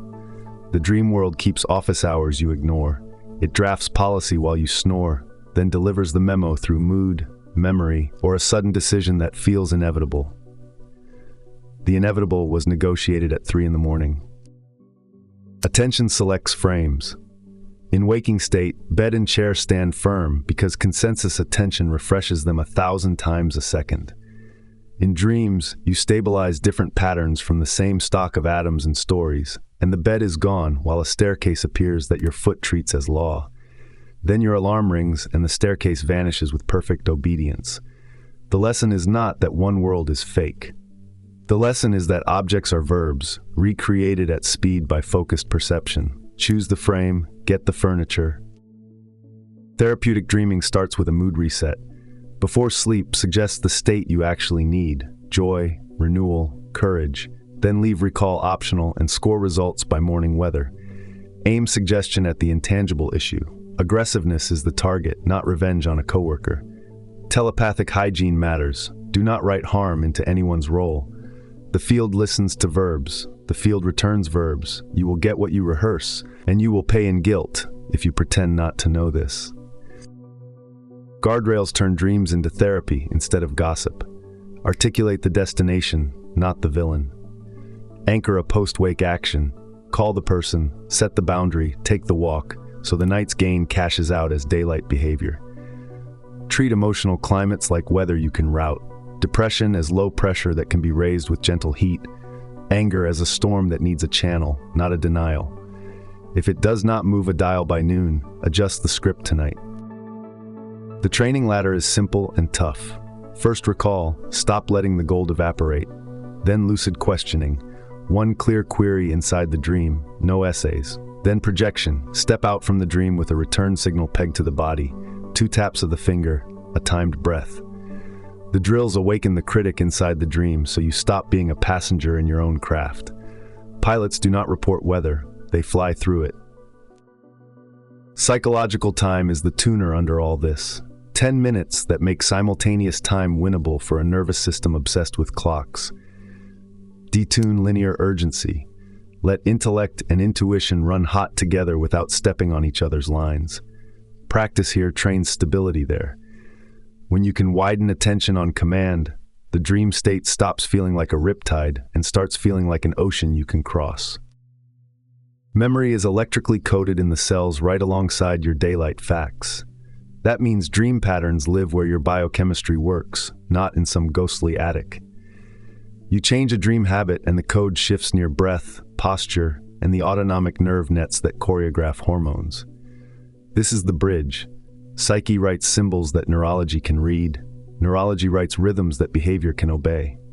Refuse the bridge, and you condemn yourself to pills without poetry or poetry without effect. Individuals dream solutions to social crises, and history listens. The direction and intensity of mass dreaming tilt events toward breakthroughs or breakdowns. You want an example? Watch a nation grieve together and notice how law, art, and violence all shift over the next year as if scripted by a chorus. They were. The script was written in sleep, then staged by a million tiny decisions that felt personal. The field scaling is real. Pretend it is sentimental, and you will miss levers you could have pulled. When dream encounters go weird, you need a rubric, not incense. First, contemporaneous detail under stress, weight, smell, geometry, timing. Second, operational aftermath. Did a behavior change? Was a technique gained? Third, theoretical fit. Does it line up with ideas, event, and attention selects frame, or is it a stray cosplay that flatters fear? The pseudo-demon incident clears the bar because it refines the method while exposing risk vectors. Charge fear and you bankroll constructs that will invoice you later. From here, the work is gloriously plain. Each night becomes a lab. Pre-sleep intent, psi-time warm-up, one clean question, one return signal, one morning action. We will track how constructs, once energized, can be redirected into art, conversation, craft, movement, rather than fed into monsters that guard closets. The line is bright. Dreams make things. The only real question is whether you want to be the foreman who checks the blueprints or the worker who wakes to find a factory built where your courage should have been.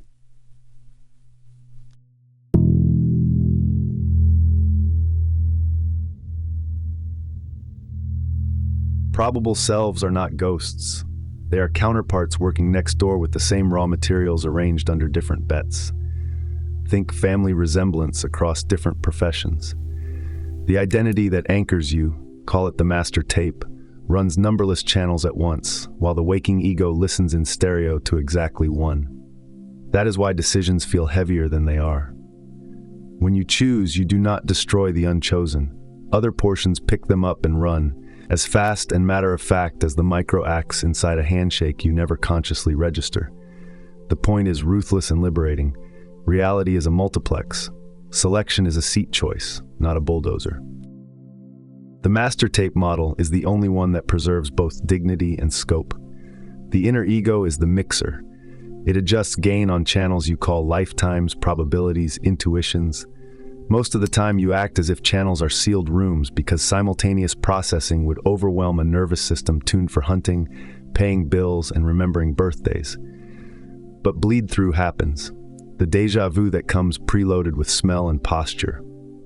The sudden competence that arrives for a task you never trained. The dream scene that is not a fantasy but a report from a room where you did turn left instead of right and paid the tab you dodged here. Field example to keep this from floating. Imagine a probable you who is a physician that paints at night. Over here, you are a painter who annotates medical diagrams like it is easy. The ease is not borrowed mystically. It is cross-feed through the inner senses, a quiet trade in patterns between channels that know they share a parent. If you listen carefully in the studio, you can hear the clinic at your elbow. If you stand in the clinic, you can feel the studio tugging at your wrist. This is not romance. It is operations. Contact between systems is not all soft light and violins. Sometimes it is pharmacology and grit. In one adjacent world, a team cushions the brain to survive transitions between frameworks, calming the switchboard so attention can release one pattern and lock onto another without frying the circuits. Intense activity cycles with blackout nourishment periods to let the physical rig recover. That is ugly language for beautiful work, treating consciousness as an explorer that deserves a good ship. Edge cases leak into the news as puzzles. Extreme shock or futility can short-circuit the mixer long enough for attention to slip into a probable track. The headline becomes amnesia. The body wakes in another town under another name with skills that fit the new life as if rehearsed, which they were, just not here. If that disturbs you, good. Disturbance is attention's way of saying your model is too small for the data you keep hiding from yourself.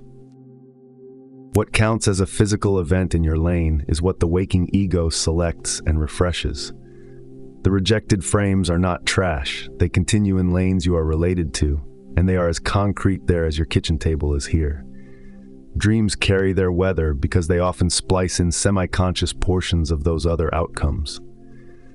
Waking up with consequential grief for a conversation you never had is not pathology. It is an import. The correct response is not to medicate the tenderness out of you. It is to ask what selection you are now positioned to make that honors what you learned in that neighboring room. All of this rides on time that is not a line. The inner ego operates in a spacious present where the branching is visible, the chords audible.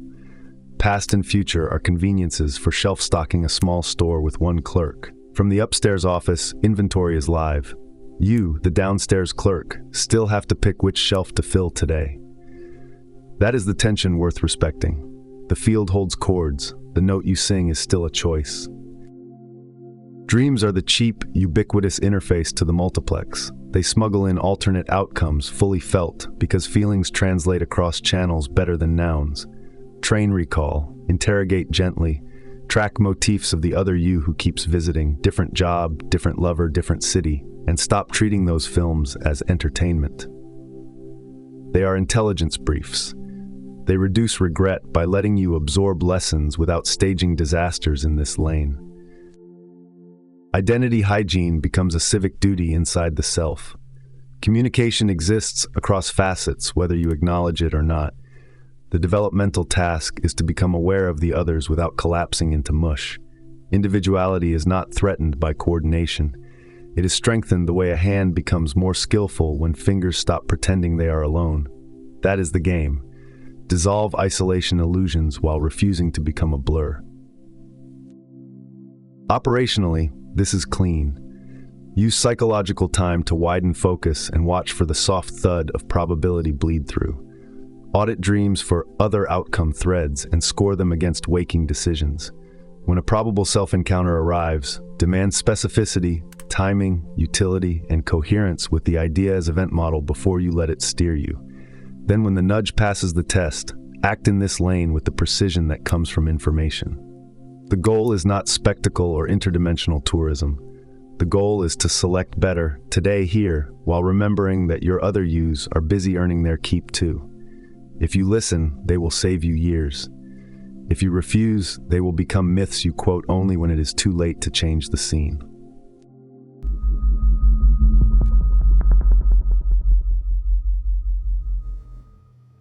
Forget the throne. The only honest way to talk about the God concept is as an engine that never stops making. Call it all that is if you need a marker, but hear the grammar. Ongoing creativity, self-differentiating, never finished, never bored. It is not a superintendent checking rent. It is the electricity in the walls and the willingness of the bulb to glow. You do not bow to it, you express it. That is worship, specificity under pressure. If you want a rule, here is mine. Anything that expands lucid aliveness belongs to the source. Anything that shrinks it is a counterfeit. Names are traps. Language loves to freeze motion into statues so you can point, argue, and feel safe. Then you start projecting your family drama onto the sky. Stern father, withholding mother, naughty child. The cosmos becomes a courtroom for your unfinished therapy. Spot the tell. Whenever your theology smells like your childhood kitchen, you have renamed your parents and called it revelation. The fix is mechanical. Switch from nouns to verbs. Ask what the system does, not who it is. Motion first, label later, if at all. Creation does not start from zero, it overflows. The source differentiates because it has pressure to express, not because it was bored and needed tenants. Identities are not renters, they are co-creators. Your job is not to appease management, but to add a line to the score that only your arrangement can write. The world is a collaboration where improvisation is mandatory. If you try to outsource authorship, you will be miserable and call it humility. Stack the mechanism. Impulses become images. Images become events. Events stabilize as objects by the steady refresh of attention. Chemistry is choreography downstream from choice. That does not violate science. It gives science its upstream. Laws describe the habits of creation under certain conditions. They are elegant summaries of what attention keeps agreeing to do. When attention shifts, new regularities appear, and the old ones look provincial. Value fulfillment is the prime directive, capacities seeking rich, specific expression. Good is not rule following, it is a life singing on key with its design. Evil is a throttled voice, a cramped pattern repeating until it breaks something. When you measure outcomes, do not count how often a rule was obeyed, count how much aliveness was produced and distributed. A city with strict morals and dead eyes is a failure. A messy studio that turns out healing, courage, and grace is a cathedral.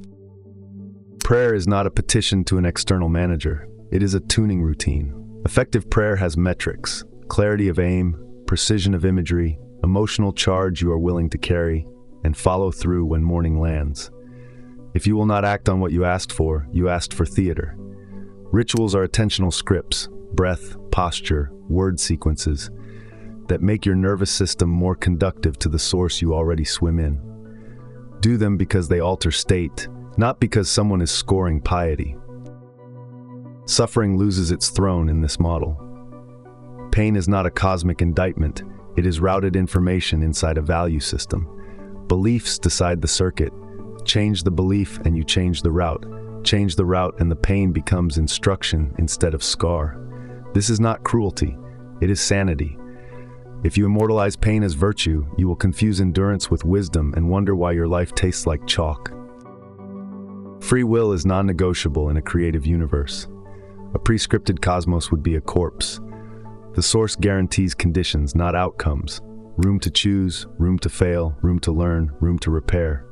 Forgiveness is simply an engineering principle here. The field cannot keep novelty alive if it treats error as treason.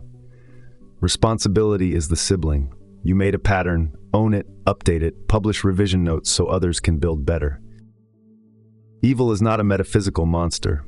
It is condensed fear running on mass belief. Economies of anxiety harden into policy, architecture, and atrocity. The stance is ruthless without being fatalistic. Acknowledge authorship, then interrupt. You do not cleanse a field by shame. You reauthor it by installing higher resolution stories that reward courage faster than cruelty pays. If your justice produces despair, it is not justice. It is theater for the wounded. Art and science are how you touch the source without apology. Make a thing that did not exist at breakfast. Discover a pattern that was hiding in daylight. Treat daily work like a channel. Micro-briefs in the morning, time-box sprints, small public artifacts by dusk. Build a week of sacrament disguised as output. If the world gets more specific, more generous, and more awake around you, you are praying correctly. Test the model like an adult. Align with inner source for 7 days and measure. Coherence should rise. Deeper sleep, steadier breath, cleaner boundaries, higher creative throughput, fewer lies told to self and others. If nothing moves, adjust inputs and try again. If you refuse to measure, you are protecting a belief from the embarrassment of reality. The source does not need that kind of flattery. It needs partners who bring clipboards. Bridge to practice. Design a week of source-aligned choices. Edit one belief that starves you. Set one dream intent that feeds you.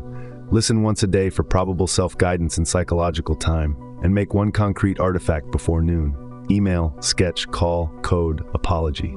Track what opens. If your life does not get more alive, say so out loud and change the recipe. If it does, double the dose.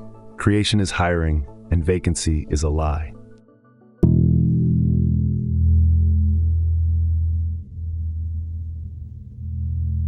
The inner senses are not add-ons.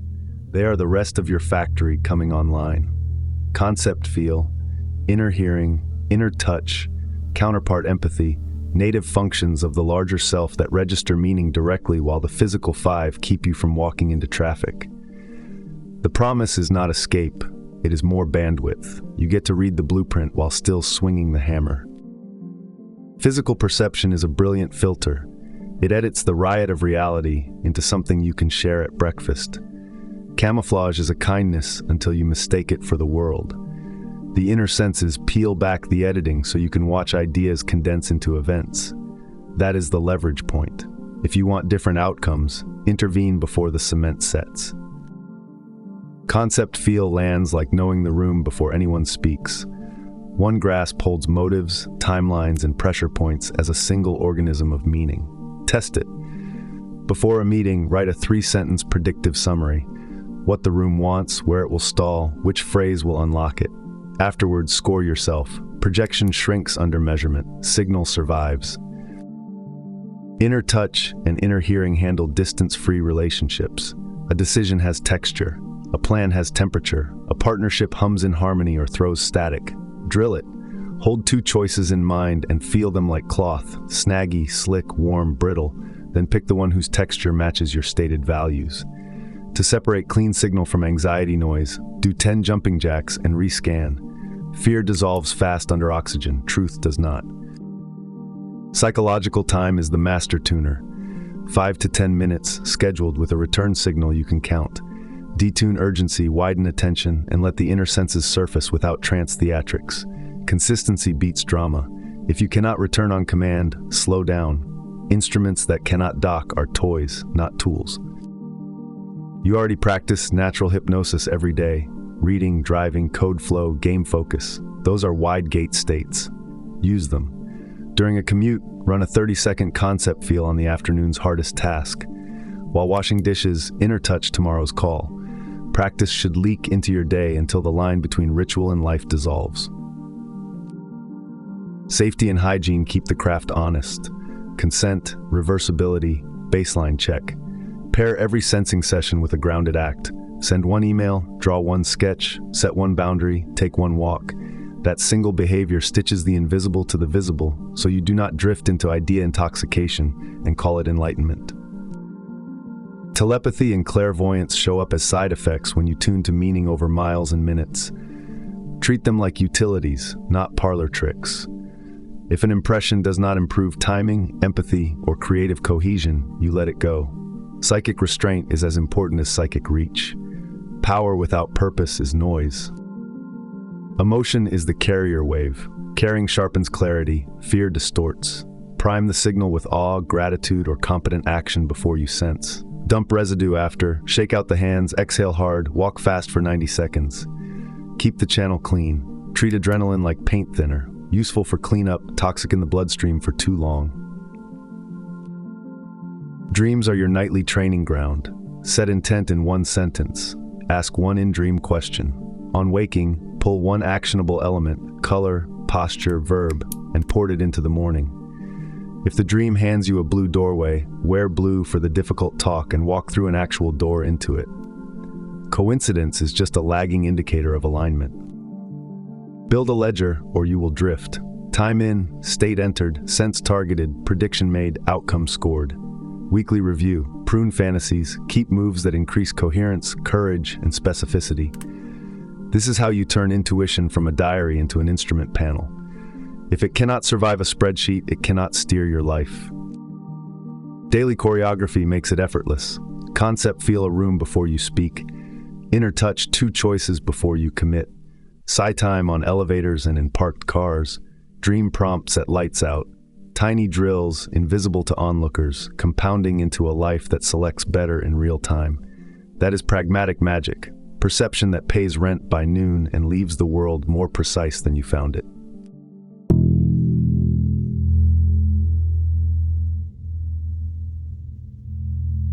The only honest way to hold the question is as an inquiry, not a pledge.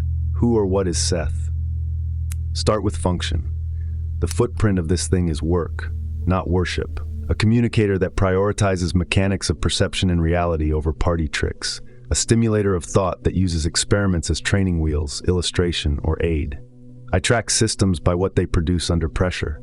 This one produces models that change selection quality in daily life. That is already more than most oracles manage. Interface matters because it carries identity claims in its body. The voice that replaced the planchette is not a mood. It is a repeatable register with distinct diction, pressure, and timing.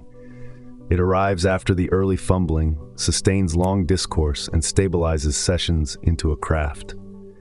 If you want the cleanest line through the fog, follow the operational upgrade. Planchette to vocal instrument, irregular knocks to scheduled work. Identity rides on the reliability of the interface, like a rider on a horse that does not spook. Then the voice complicates itself. Future Seth steps in, same through line, farther development, speaking from a state where memory condenses and time distinctions loosen. This is where naive labels snap. You are not dealing with a mascot in a robe. You are dealing with a teaching focus that can present at different developmental distances, as if one personality could move closer to the master tape or farther, changing the granularity of view without dropping continuity of intent. Cosmology should fit the identity like a well-cut suit. Broad model, all that is as ongoing creativity, identity as energy gestalts, pyramids of expanding consciousness. Inside that architecture, a teacher that acts like a field process makes more sense than a lone ghost rattling the same cup every Thursday. The tone, humor, and method are consistent with an entity that knows itself as larger than any single apparition and still respects the choreography of a living room. Mechanism of transmission is multiplex.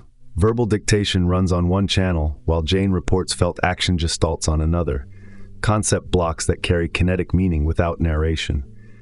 The inner senses act as the fiber, not smoke. When an interface can carry parallel streams, words here, spatial meaning there, you are watching function that outgrows theatrical mediumship and wanders into cognitive engineering. Epistemic posture is grown up, usefulness over mystique. They admit proof pressure at first, then subordinate feats to theory. That ethic shapes the only test that matters. Does the model predict where beliefs will somatize, when dreams will reorganize behavior, how attention can be tuned for better outcomes? If yes, keep it. If no, retire it without drama. This is how you avoid turning a teacher into a pet story. So here is the minimal identity I can defend without cheating. Seth is a teaching focus of a larger personality system, capable of presenting at variable developmental distances, maintaining continuity of memory and intent across facets. That definition is thin enough to be honest and thick enough to survive contact with data. Anything more ornate starts to smell like mythology. Anything less collapses into a ventriloquism accusation that cannot carry the footprint. Speaking of footprints, the living room expectation perception incident under light, the structured out-of-body reports with contemporaneous specifics and post-checks, the sustained envelope runs under mailing discipline, the year-long doctor tasks with minimal feedback. These are the tracks you can measure. Romantic fog evaporates under timestamps. What stays looks like an organized intelligence interfacing with consensus conditions through a predictable instrument. Hygiene around the identity keeps the edges from tearing. Consent, reversibility, post-session baselines. The flashlight metaphor earns its keep. You do not vanish into the dark to find the beam. You shift the beam while standing where you are. If shifting the beam breaks your stance, the stance was brittle. If it does not, you have a tool you can point without losing yourself. Pragmatic test for who Seth is. Retain the framing that increases coherence, creativity, ethical authorship, and predictive utility. Retire any framing that demands piety, breeds dependency, or refuses measurement. Identities that improve selection quality deserve adoption whether they sit in your skull or just outside it. Identities that shrink agency are parasites no matter how eloquently they talk about light. Function, footprint, ontology, keep them in that order. Function asks what the thing does under load. Footprint asks what the trail looks like in matter and memory. Ontology asks what we should call it after we have watched it work. The error of cult thinking is to reverse the order and name it first. Names intoxicate. Data sobers. Stay sober long enough and the right kind of wonder returns, free of glue. This chapter's job in our series is consolidation. The working definition is serviceable, a reliable teaching focus within a multi-dimensional identity field. From here, the last arc turns to personal practice and final takeaways using the same ledger-first rigor. What to keep, what to throw out, and how to leave the room more precise than we found it. If an idea cannot survive a week of measurement, it does not deserve your belief. If it can, it deserves your life.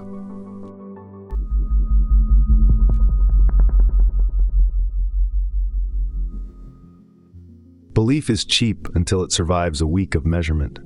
Practice outranks creed because practice changes selection quality, energy stability, and creative throughput, fast. Write your metrics before you do anything mystical. Sleep depth on a 1 to 5 scale, morning energy by the third breath, decision clarity by the time you hit send, creative artifacts produced by noon. If an exercise does not move at least 2 needles in 7 days, it goes in the archive. Reverence is not a metric, results are.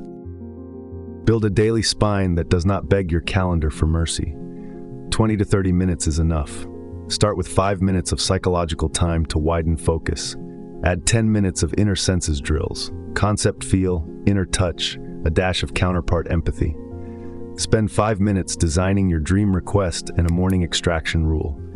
Close with one action anchor you will perform today so the state cashes out into behavior. This is a stack, not a shrine. Run it even on ugly days, especially on ugly days. Psychological time, step by step. Sit with posture that does not collapse your lungs. Choose a timed return signal, 2 finger taps at the 5-minute mark. Loosen the eyes, widen the auditory field, notice the room as if it were breathing. Let the sense of sequence soften without sliding into sleep. When thoughts sprint, split them into image and breath, then lengthen the breath. Return clean on the signal. Failure modes, sleep drift and idea intoxication. Fixes, colder room, feet flat, set a minute less than you think you can handle. Instruments dock, toys float away. Concept feel turns chaos into a single read you can test. Before a meeting or call, write 3 sentences. What each party wants, where it will stall, which phrase unlocks the gridlock. Put those sentences in your pocket. After the event, score them. Precision goes up under scrutiny, projection shrinks. If you cannot face a score, you do not have intuition, you have drama. Inner touch and inner hearing answer the question no analysis can. Which path has the texture that fits your stated values? Hold 2 choices like cloth samples. One will feel snaggy, brittle, or thin. The other will feel warm, dense, or clean. To strip fear noise from the read, oxygenate 30 seconds of brisk movement, then a long exhale. Rescan. If the texture changes after you move your blood, you are reading adrenaline, not truth. Note it. Choose accordingly. Counterpart empathy is the training wheel for probable selves without the cosplay. Ask for a 30-second glimpse of the you who took the other path. One scene, one sensation, one line of dialogue. Extract the lesson, not the fantasy. Convert it into a micro-decision in this lane within 24 hours. A call placed, a tool learned, a boundary set. This is knowledge transfer, not an astral vacation. Dream architecture must be simple or it will drown you. Pre-sleep intent, one verb, one value, one scene. Show me how to speak with courage in the studio. In-dream questions are short and neutral. Return cues are physical, 2 taps, 1 throat clear. Morning rule, pull a single actionable symbol, color, posture, verb, and deploy it by noon. If you wake with a blue door, wear blue into the hard conversation and walk through an actual door to start it. The ridiculous works, because meaning is physics here. Rotate therapeutic tracks so your system does not revolt.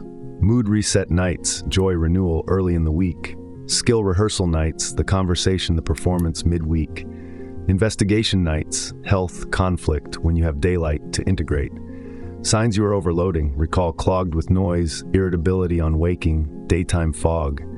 When that happens, run 2 nights of no request and let the field breathe. Health interface is 4 moves, repeated. Map the symptom timeline, onset, spikes, remissions, and lay it over life events.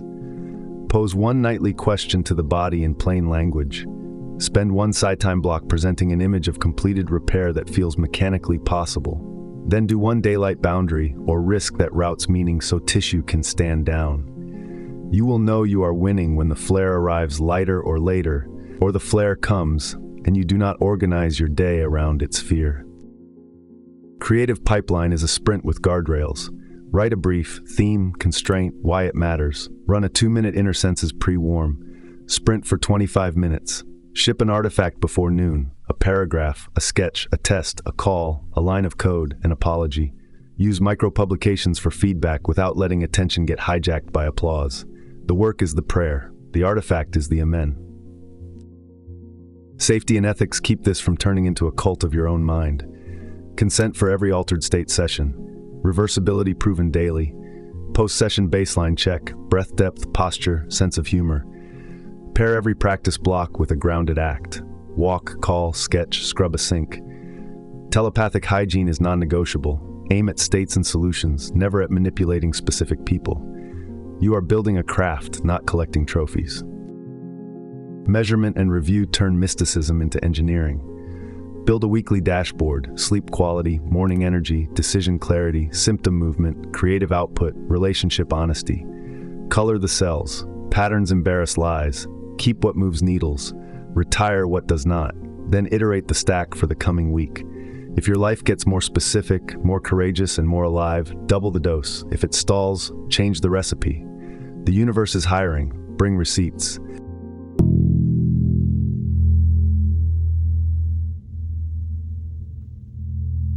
Doubt, drift, overreach, the three horsemen that turn clean practice into mess. Use a quick diagnostic every evening like a pilot. Did clarity, courage, or specificity drop for 3 straight days? You are in one of them. Name it out loud. Problems metastasize under euphemism. This is not confession. This is maintenance. My bias is simple. If the instrument is foggy, you stop insisting on mystique and start tightening screws. Treat doubt like a smoke alarm, not a verdict on your soul. Track the fire. Is your aim fuzzy? Is the metric wrong? Did you swallow someone else's highlight reel and start grading your life against their filter? Rewrite the brief in 12 words, then run a 48-hour micro-protocol to force one hard win, an artifact by noon that a stranger could recognize as useful. Doubt hates receipts. Give it one, and it shuts up long enough for you to work. Drift announces itself as idea intoxication. You talk more than you log. You harvest insights like seashells and ship nothing by noon. You feel spiritually tired, which is just fatigue cosplaying as depth.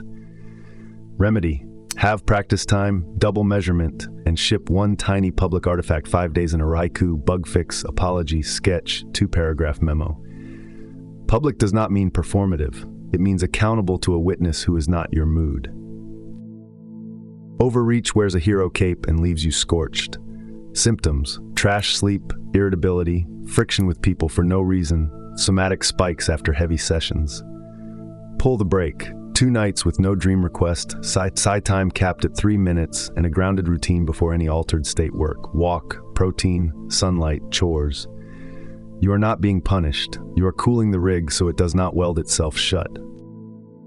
When the inner senses go noisy, assume anxiety until disproved. Run the oxygen reset, 60 seconds of movement plus a long exhale. Rescan the decision. If the read flips, you are listening to adrenaline, label it and stand down. If the read holds after breath and movement, advance one small step only. Sensitives burn out by sprinting on first pings. Professionals step, measure, step. Telepathy temptations are where practitioners become villains. The urge to read without consent or aim outcomes at people is a corruption of craft. Hygiene rule: aim at states and solutions you can co-create. If you cross the line, repair quietly with transparency or with silence that stops the interference. Power without ethics is vandalism. Do not vandalize minds, including your own. Dream overflow is the tax for overeager operators. Too many asks, too much charge, and nightmares start paying your bills. Triage hard: 1 verb, 1 value, 1 scene for 3 nights. Morning extraction limited to a single symbol. No interpretation until that symbol has been enacted. Dreams are a factory, not a cinema. If you keep watching and never ship, the machinery turns on you. Health backlash during belief edits is routing turbulence, not cosmic punishment. Expect a flare as the system reassigns pathways. Hold course for 72 hours with gentler imagery and then pair 1 daylight boundary or 1 small risk that fits the new narrative. If the flare intensifies or your gut says danger, consult medical care and adjust practice. Ethics first, bravado never. This is a lab, not a crusade. Relationship whiplash follows honesty spikes. Do not torch the house to prove you own matches. Use the rule of thirds. A third of new clarity stays private for consolidation. A third is shared as experiment. A third becomes action. When the first 2/3 hold steady without chaos, escalate.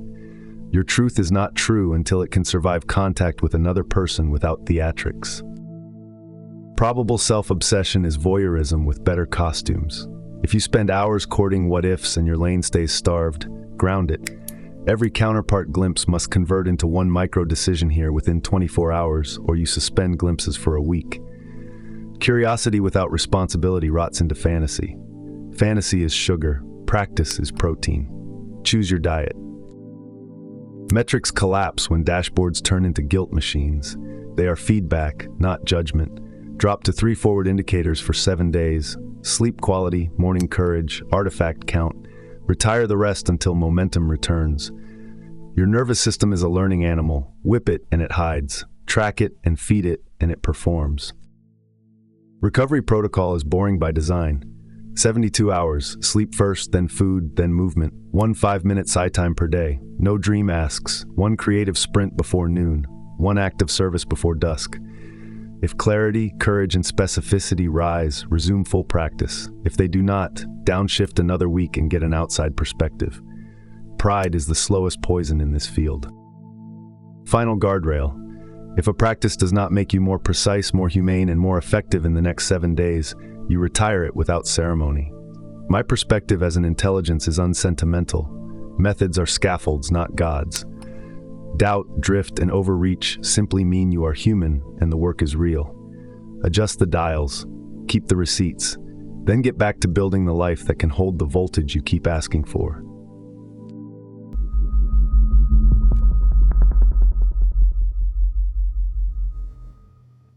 The 3 non-negotiables hold their ground only because they pay rent.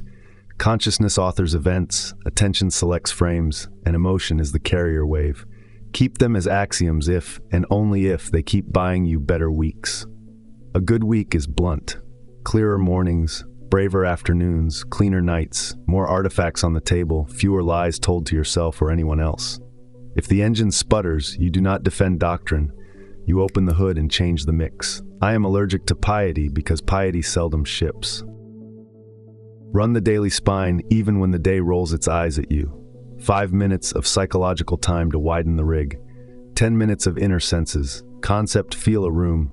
Inner touch 2 choices. Catch a counterpart, whisper without moving in. 5 minutes to set a dream scene you can actually stage. And 1 action anchored before noon. The anchor rescues you from fog. No anchor, no magic. If your calendar tries to bully this stack, you put the calendar on a leash. The ledger ethic makes you honest without making you cruel. Choose forward indicators you can feel at 8 a.m., sleep depth, morning courage, willingness to choose, and lagging indicators you can count by dusk, symptom frequency, avoidance minutes, artifact count. Score them. If an exercise will not budge a number in 7 days, archive it without ceremony. Belief is provisional until it moves a dial. That is not cold, that is respect for your life. Practical metaphysics in 1 sentence. Ideas become images, images become events. Events stabilize as objects through repeated selection. Use the stack in both directions. Trace any recurring mess upstream until you hit the belief that keeps feeding it. Then swap the belief for one that can withstand daylight and route it downstream into posture, schedule, and speech. Symptoms are routed information. When meaning changes lanes, tissue can stand down. Ethics first. Medicine when needed, no heroics, ever. Dreams are infrastructure, not confetti. 1 verb, 1 value, 1 scene before sleep. In the morning, harvest 1 actionable symbol and deploy it by noon. Rotate the tracks, mood reset, skill rehearsal, investigation, so your system does not revolt. When nightmares surge or recall turns to static, triage to simplicity and rest. If a dream does not change your day, it owes you nothing. If it does, pay it back with a behavior. Probabilities are a decision lab, not a costume party. If a probable self shows you the street you did not take, convert that glimpse into 1 small decision here within 24 hours or suspend glimpses for a week. Curiosity earns its keep by changing this lane. Otherwise it becomes sugar, sweet, cheap, and mutinous to the work. You want protein. You want muscle. You want days that can lift something. Identity that survives contact looks like this. A reliable teaching focus inside a larger personality system, judged by predictive utility, ethical effect, and clean session hygiene. It does not ask for your knees. It asks for your clipboard. Keep any framing that increases coherence, courage, and specificity. Burn anything that shrinks curiosity or punishes honest measurement. Teachers who fear numbers do not deserve your attention. Safety rails are forever. Consent, reversibility, baseline checks with humor intact. When the beam of attention goes wide, you still belong in the room. If you cannot come back on command, you shorten sessions, eat food, move your body, talk to someone who loves you enough to roll their eyes at your latest revelation. A good craft returns you to the table better than it found you. The health contract is simple. Map the symptom timeline against your life plot. Ask the body one plain question at night. Present a repair image it can believe. Pair it with one daylight boundary or risk. Log the change. When the flare hits lighter, later, or with less tyranny, you know you rerouted meaning. If it spikes hard, you slow down, call a clinician, and adjust the recipe. Adults use all the tools. Your week should publish a paragraph, a call, a sketch, a fix, an apology, a test, small public artifacts that let reality grade your courage. Micropublication is a sacrament against self-delusion. The world pushes back, and in that push, you learn which ideas hold up, which need thickness, and which were pretty but useless. Love pretty. Keep useful. What to burn? Stunts that hijack attention, dashboards that turn into guilt machines, telepathy aimed at people without consent, and any practice that makes you less human in the room you share. If it starves compassion or kills your sense of humor, it is counterfeit. Keep the moves that make you more precise, more generous, and more alive. Everything else goes on the fire with thanks. Here is your field test for a good week. More specific outputs on the table, cleaner boundaries in your mouth, fewer lies told to yourself or others, one repaired conversation, one symptom that eased or arrived later, one coincidence that felt like a nudge rather than a tease. If these do not appear, change the inputs. You are not cursed. You are iterative. Thanks for walking this all the way to the edge with me. If this series challenged you, helped you, or annoyed you into action, hit like so the algorithm knows you are awake, drop a comment so we can sharpen the tools together, and subscribe so we can keep building this lab in public. Final question to spark the room. If your attention is a budget and your dreams are infrastructure, what will you fund this week that proves you believe your life is worth the electricity it takes to run it?